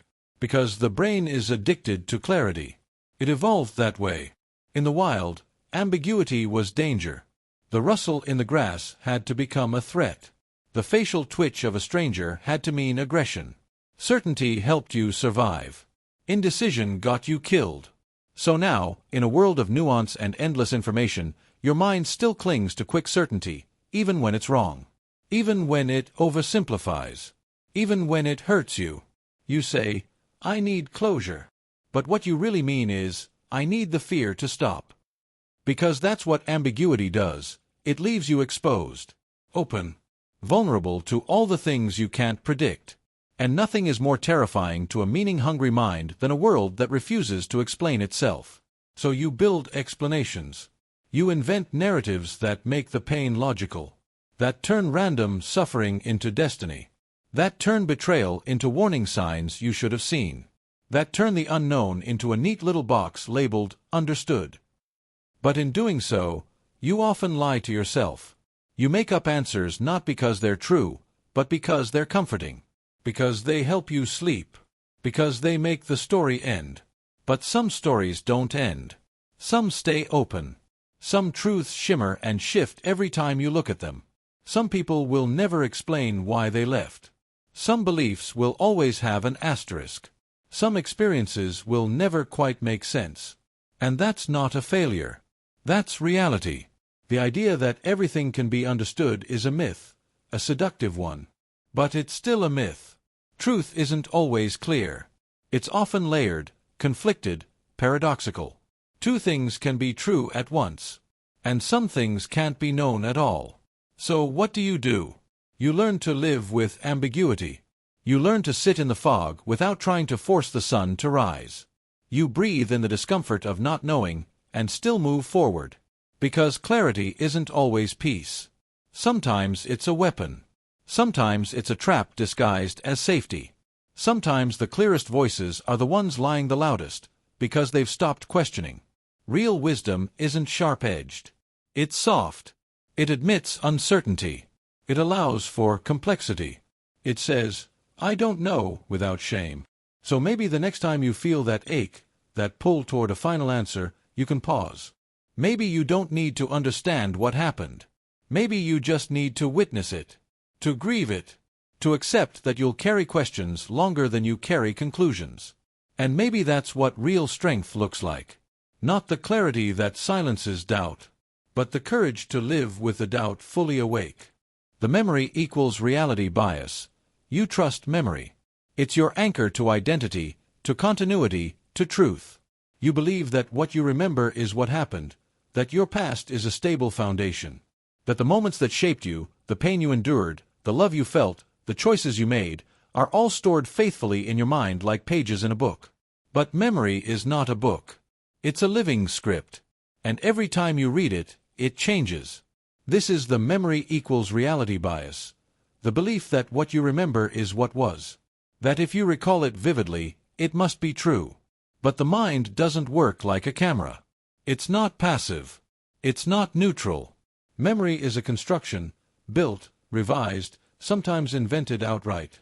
And if memory is fragile, then so is the life you think you lived. Consider a childhood moment. A place, a sound, a conversation. You remember it clearly.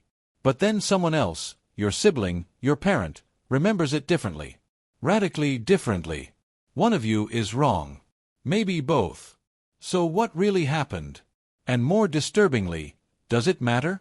Every time you remember something, your brain rewires it. Each act of recollection is an act of reassembly. And every reassembly is colored by your mood, your beliefs, your needs. Memory is not retrieval. It's recreation. Your brain pulls together fragments, images, emotions, sounds, and builds a new version. and that new version overwrites the old. So what happens when your mind edits a painful memory to protect you? Or rewrites a joyful one to fit your current sadness? What happens when your memory of someone you loved shifts with time, casting them as a villain or a ghost? Is that still your truth? Is it still real? Let's take a more haunting question. If your life is remembered wrong, did it still happen?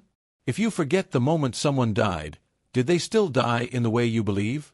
If your memory of your first love becomes tangled with movies, songs, and imagined dialogue, did the love itself shift? If you no longer remember the abuse, does that mean it's no longer part of you? And here's where it gets more complex. Your brain doesn't just forget, it fills in blanks. It creates memories that feel real but never occurred. These are not lies, they're errors of construction. Eyewitnesses can be confident and completely wrong. Families can implant memories unintentionally. You can remember an entire conversation that never took place, and base decisions on it. Now imagine this playing out over decades. Imagine you are 60. You reflect on who you were, what you did, what you regret. But half the moments you mourn didn't happen the way you think. Half the victories you treasure weren't as pure. And yet your identity is built on that scaffolding. You are the result of echoes, many of them distorted. Does this invalidate your life? Or does it reveal something deeper, that reality is not what happens, but what is remembered? Because memory doesn't just record reality, it becomes it. You respond to people based on how you remember them. You avoid choices based on remembered failures. You crave love based on remembered absence. The world you see is filtered through the lens of what you believe happened to you. But if that lens is cloudy, what then? Are you still the same person if your memory has rewritten your story? Take trauma. Some people remember it too clearly. Others repress it entirely. Does the absence of memory mean the pain is gone? No. The body remembers. Reactions remain. But the conscious mind erases the event to survive. So now you're living a life haunted by a ghost you don't recall. That's memory too, inverted, hollowed, but powerful. Now consider nostalgia. You remember a time in your life as golden. Perfect. A summer of freedom, a year of love, a moment of glory. But that memory is edited. The pain was trimmed.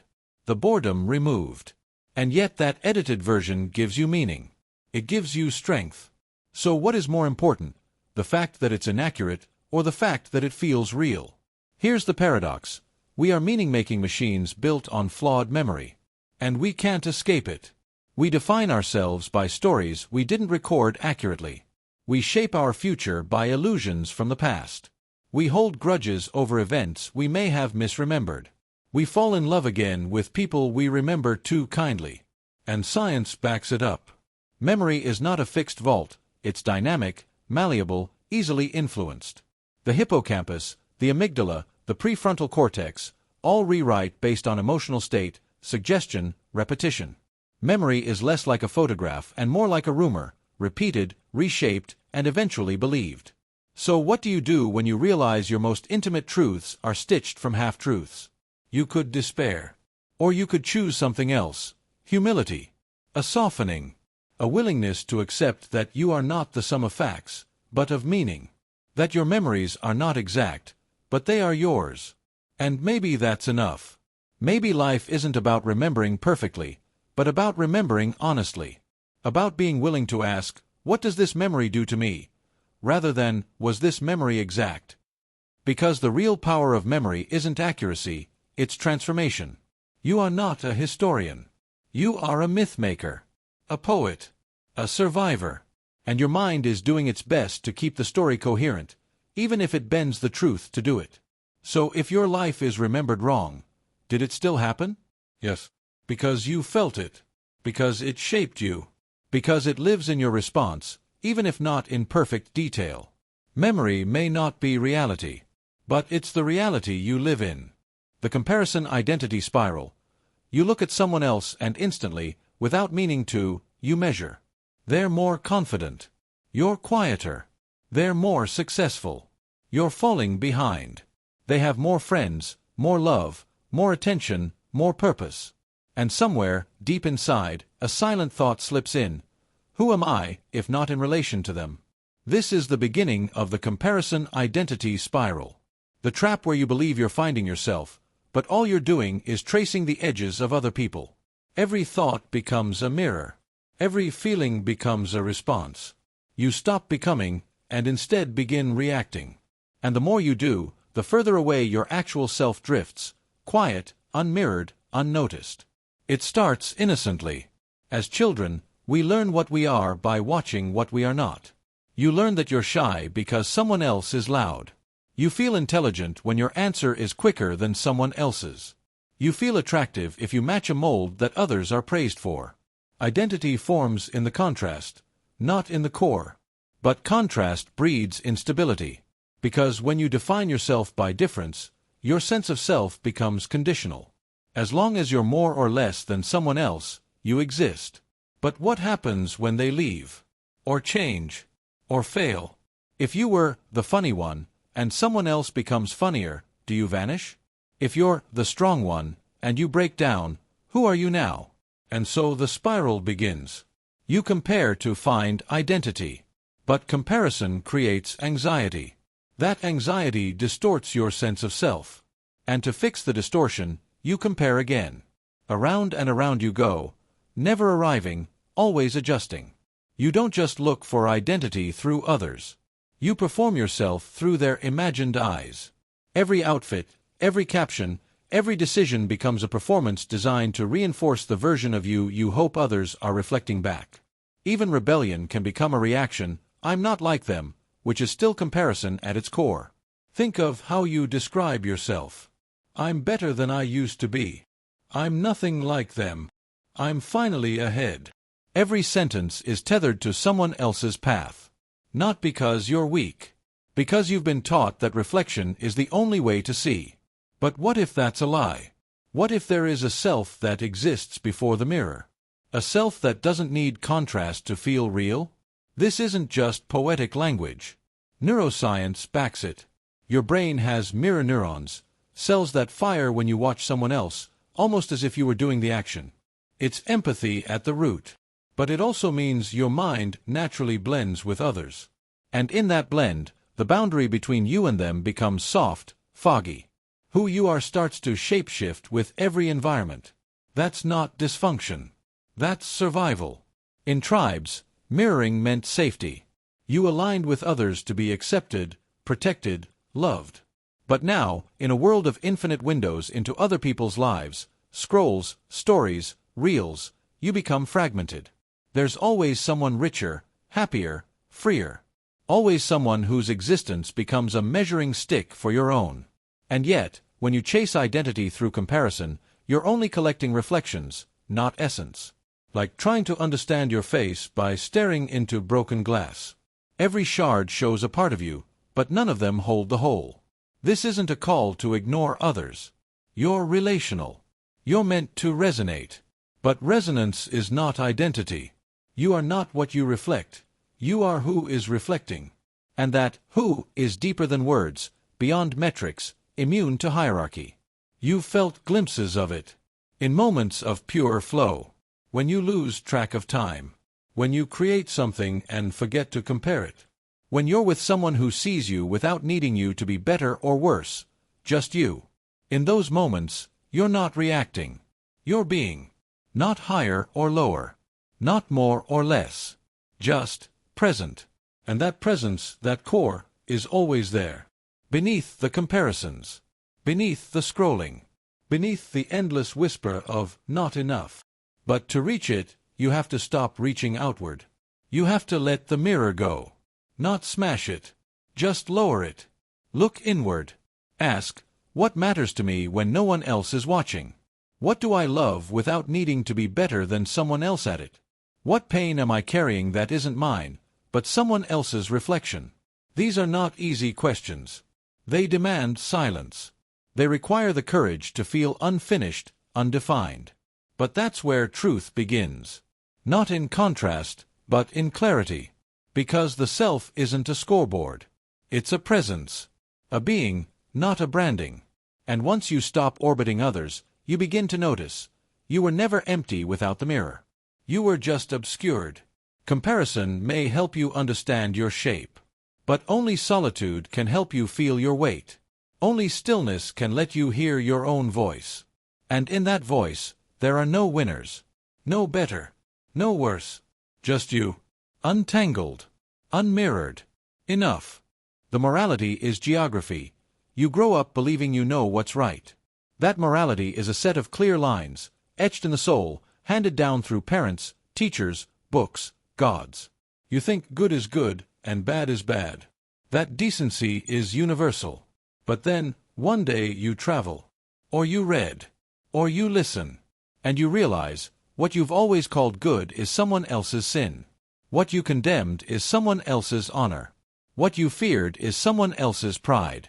Suddenly, the compass in your hand begins to spin. This is the unsettling truth. Morality is geography. In one country, eating with your left hand is disrespectful. In another, refusing to make eye contact is seen as evasive. In one culture, loyalty to family overrides all else, even truth. In another, individual honesty trumps blood. Some societies shame desire. Others celebrate it. Some demand obedience. Others exalt rebellion. And all of them believe they're right. We want to believe that ethics are universal. That somewhere, above politics and culture, floats a perfect standard of goodness. That if we strip away superstition and fear, we'll arrive at the moral core. But what if morality isn't absolute? What if it's not a shining beacon in the sky, but a mirror that changes with the ground beneath it? Even the so-called universal values reveal fractures under pressure. We say killing is wrong, yet we glorify war when it's our side. We say lying is immoral, but applaud it in business or diplomacy. We denounce oppression, unless it protects our interests. We believe in freedom, until it threatens our comfort. If morality were truly universal, wouldn't we all feel it in our bones the same way, everywhere, always? And yet, we don't.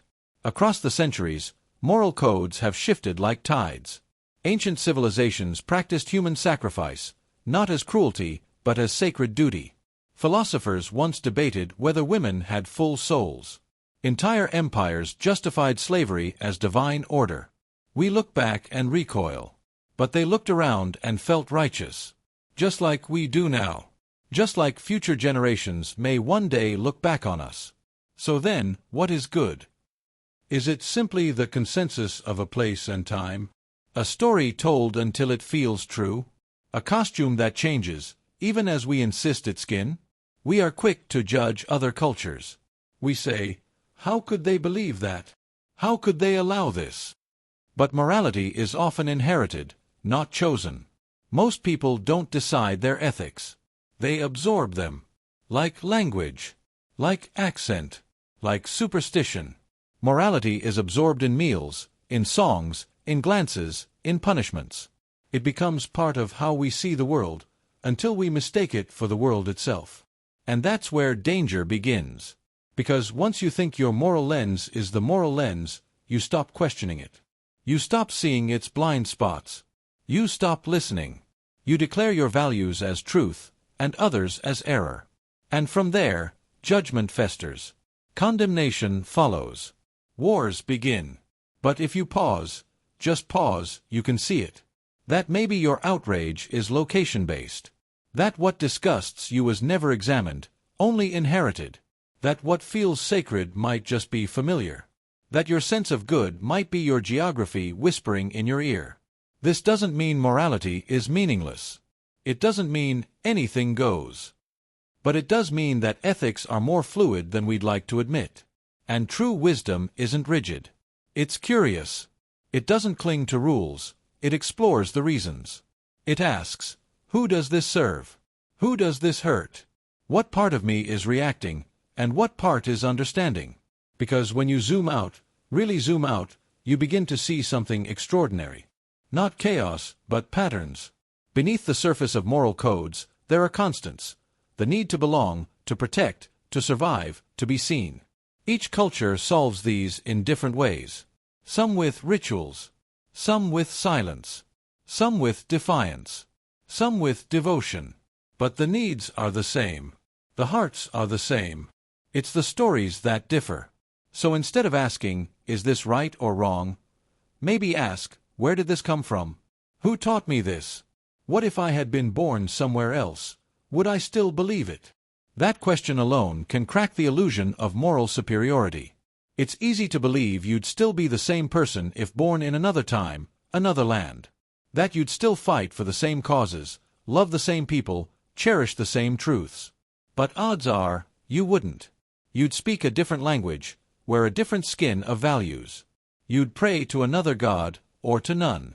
And you'd believe, just as fiercely, that you were right. So what do we do with this? We stay humble. We stay watchful. We don't stop believing in good, but we stay open to the fact that good might wear different faces. We don't abandon morality, but we let it breathe. We let it evolve. We examine it not to destroy it, but to refine it, to make sure it is ours, not just our culture's. That it is true, not just taught.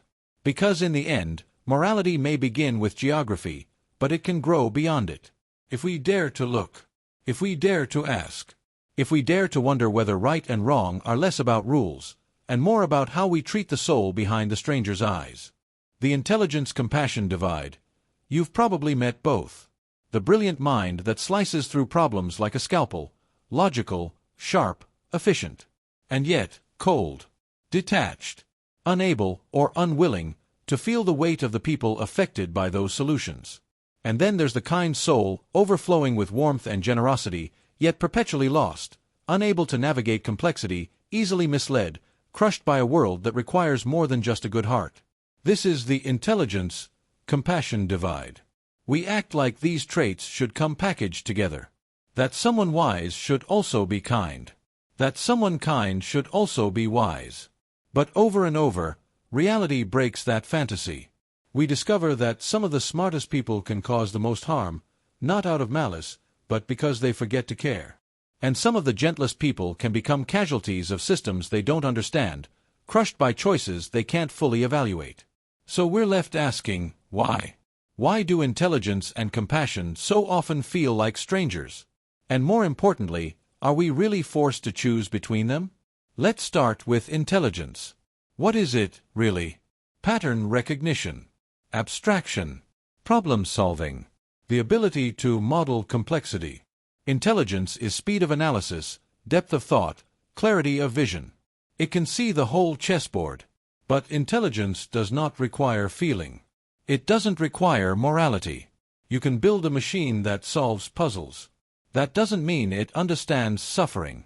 In fact, the more intelligent a mind becomes, the easier it is to treat emotions as noise, as irrational, as data to be filtered out. Emotions cloud logic, after all, so the myth goes. So the brilliant mind builds walls. It becomes clinical, detached. It doesn't ask, how does this affect others?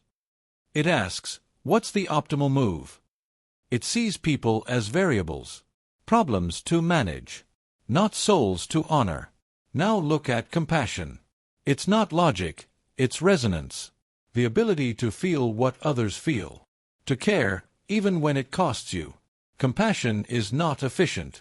It's messy, slow, and emotionally expensive. It's walking into someone's pain and choosing not to fix it, but to sit with it. It doesn't calculate ROI. It doesn't need to be clever. It needs only one thing, presence. But here's the rub. Compassion without intelligence can be reckless. It gives when giving causes harm. It trusts when trust is dangerous. It forgives in ways that enable abuse. And intelligence without compassion. That becomes tyranny. Control.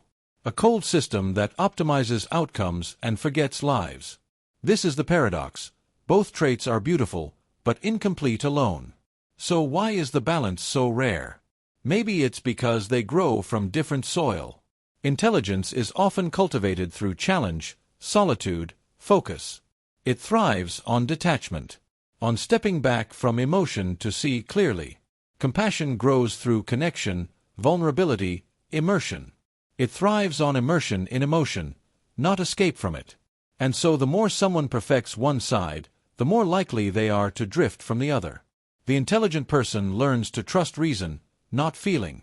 The compassionate person learns to trust heart, not analysis. And unless something shocks them, unless life breaks their assumptions, they may never cross the divide. But it can happen.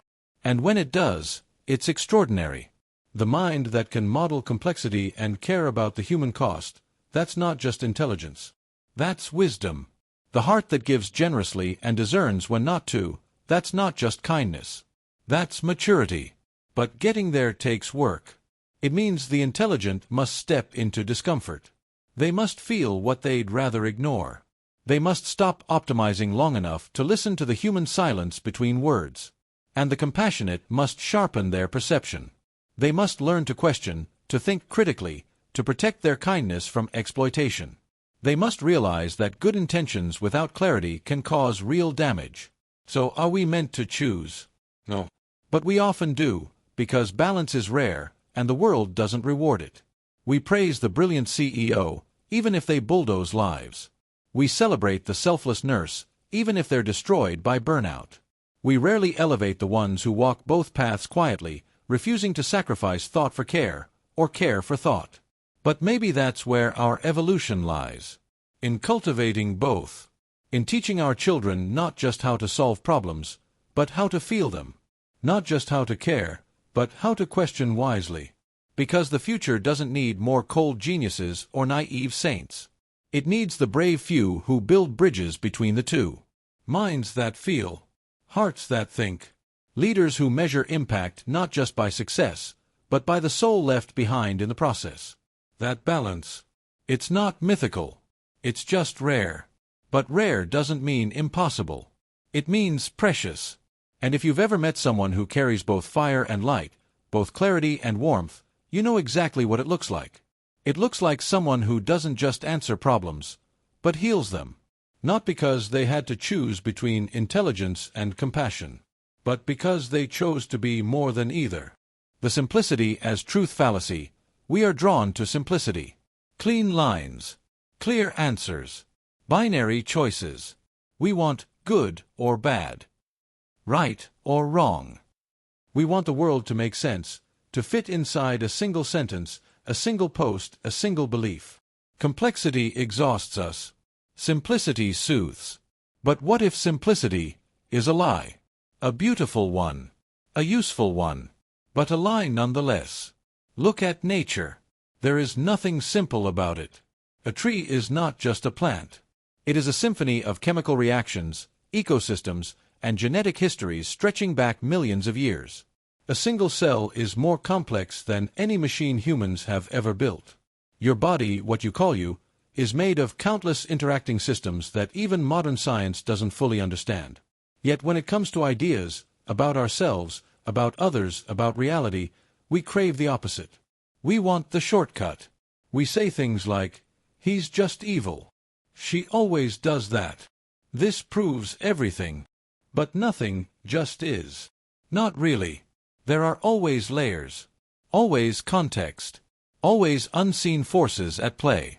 So why do we cling to simplicity? Because it comforts. Because it calms the storm. Because in a world that's spinning too fast, filled with contradictions, noise, and uncertainty, simplicity feels like safety.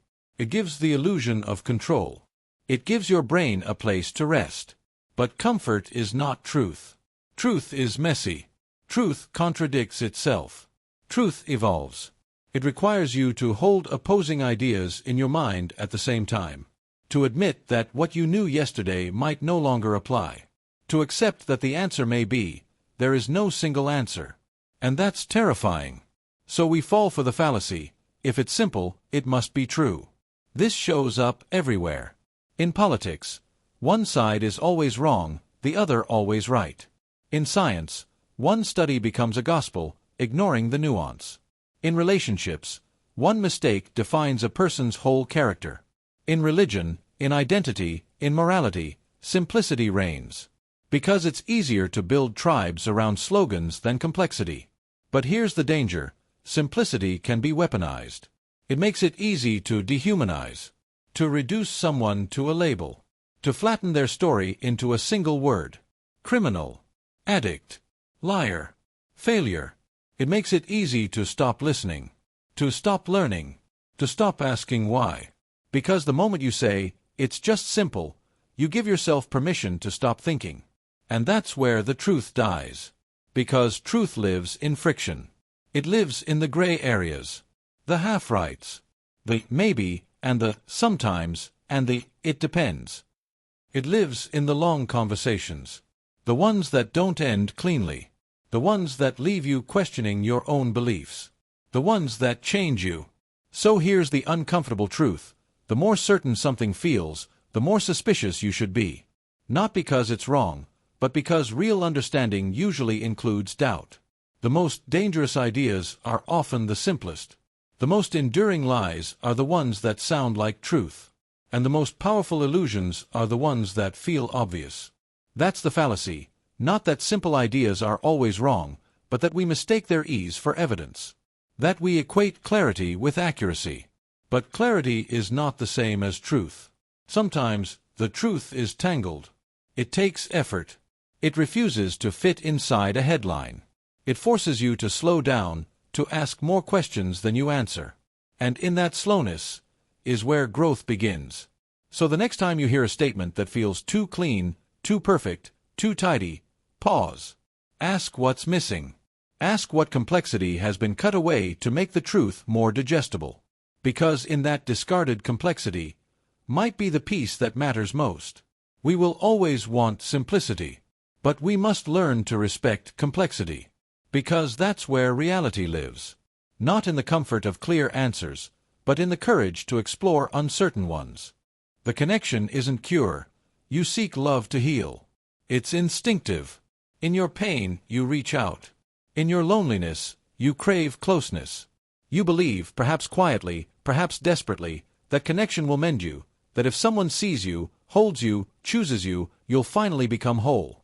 This belief is stitched into the very fabric of how we survive, that relationships aren't just warmth, they're medicine. But what if that's only half the truth? Because sometimes, the very closeness you seek reopens the wounds it was meant to close. Sometimes, the more someone sees you, the more exposed you feel. And exposure doesn't always bring healing. It brings vulnerability. And in that rawness, you bleed where you thought you'd already scarred over. This is the painful paradox. The connection isn't always a cure. Sometimes, it's a mirror, with sharp edges. You enter love thinking it will soothe the ache. That if someone finally understands you, finally accepts you, the parts of you that feel broken will reassemble. But relationships don't erase your pain, they reflect it. They bring your deepest insecurities to the surface. The fear of abandonment. The terror of inadequacy. The haunting belief that if someone sees the real you, they'll leave. And then, when they don't respond the way you hope, when they grow distant, or angry, or confused, you don't just feel hurt in the moment. You feel old wounds tear open. You feel the echo of every time you were made to feel small, forgotten, unwanted. The person in front of you becomes a projection screen for every past rejection you've never fully processed. You might lash out, or shut down. You might cling too tightly, or push them away before they get the chance to hurt you. And all the while, you wonder, why is love making me feel worse? Why does this connection, which should be sanctuary, feel like a battlefield? Because love doesn't erase your trauma. It activates it. Not maliciously, not cruelly, but inevitably. Because real intimacy brings the parts of you you've tried to bury into the light. And what lives in the dark does not always want to be seen. Your shame, your rage, your grief, all of it waits beneath the surface. And closeness pulls it upward. In this way, relationships are less like healing potions and more like diagnostic tools. They don't fix you, they show you where it still hurts. Where the fracture lines are. Where the scar tissue never formed right. And sometimes that feels like breaking all over again. So what do? Some people run. They keep love at arm's length. Safer that way. If you don't let anyone in, they can't cut you. Others obsessively seek new relationships, hoping the next one will be the cure. But over time, the pattern becomes clear. No matter how many people hold you, the ache remains. Because the ache isn't external. It's internal. And yet, this isn't hopeless. Because while connection isn't a cure, it can be a catalyst. Not all mirrors wound. Some reveal.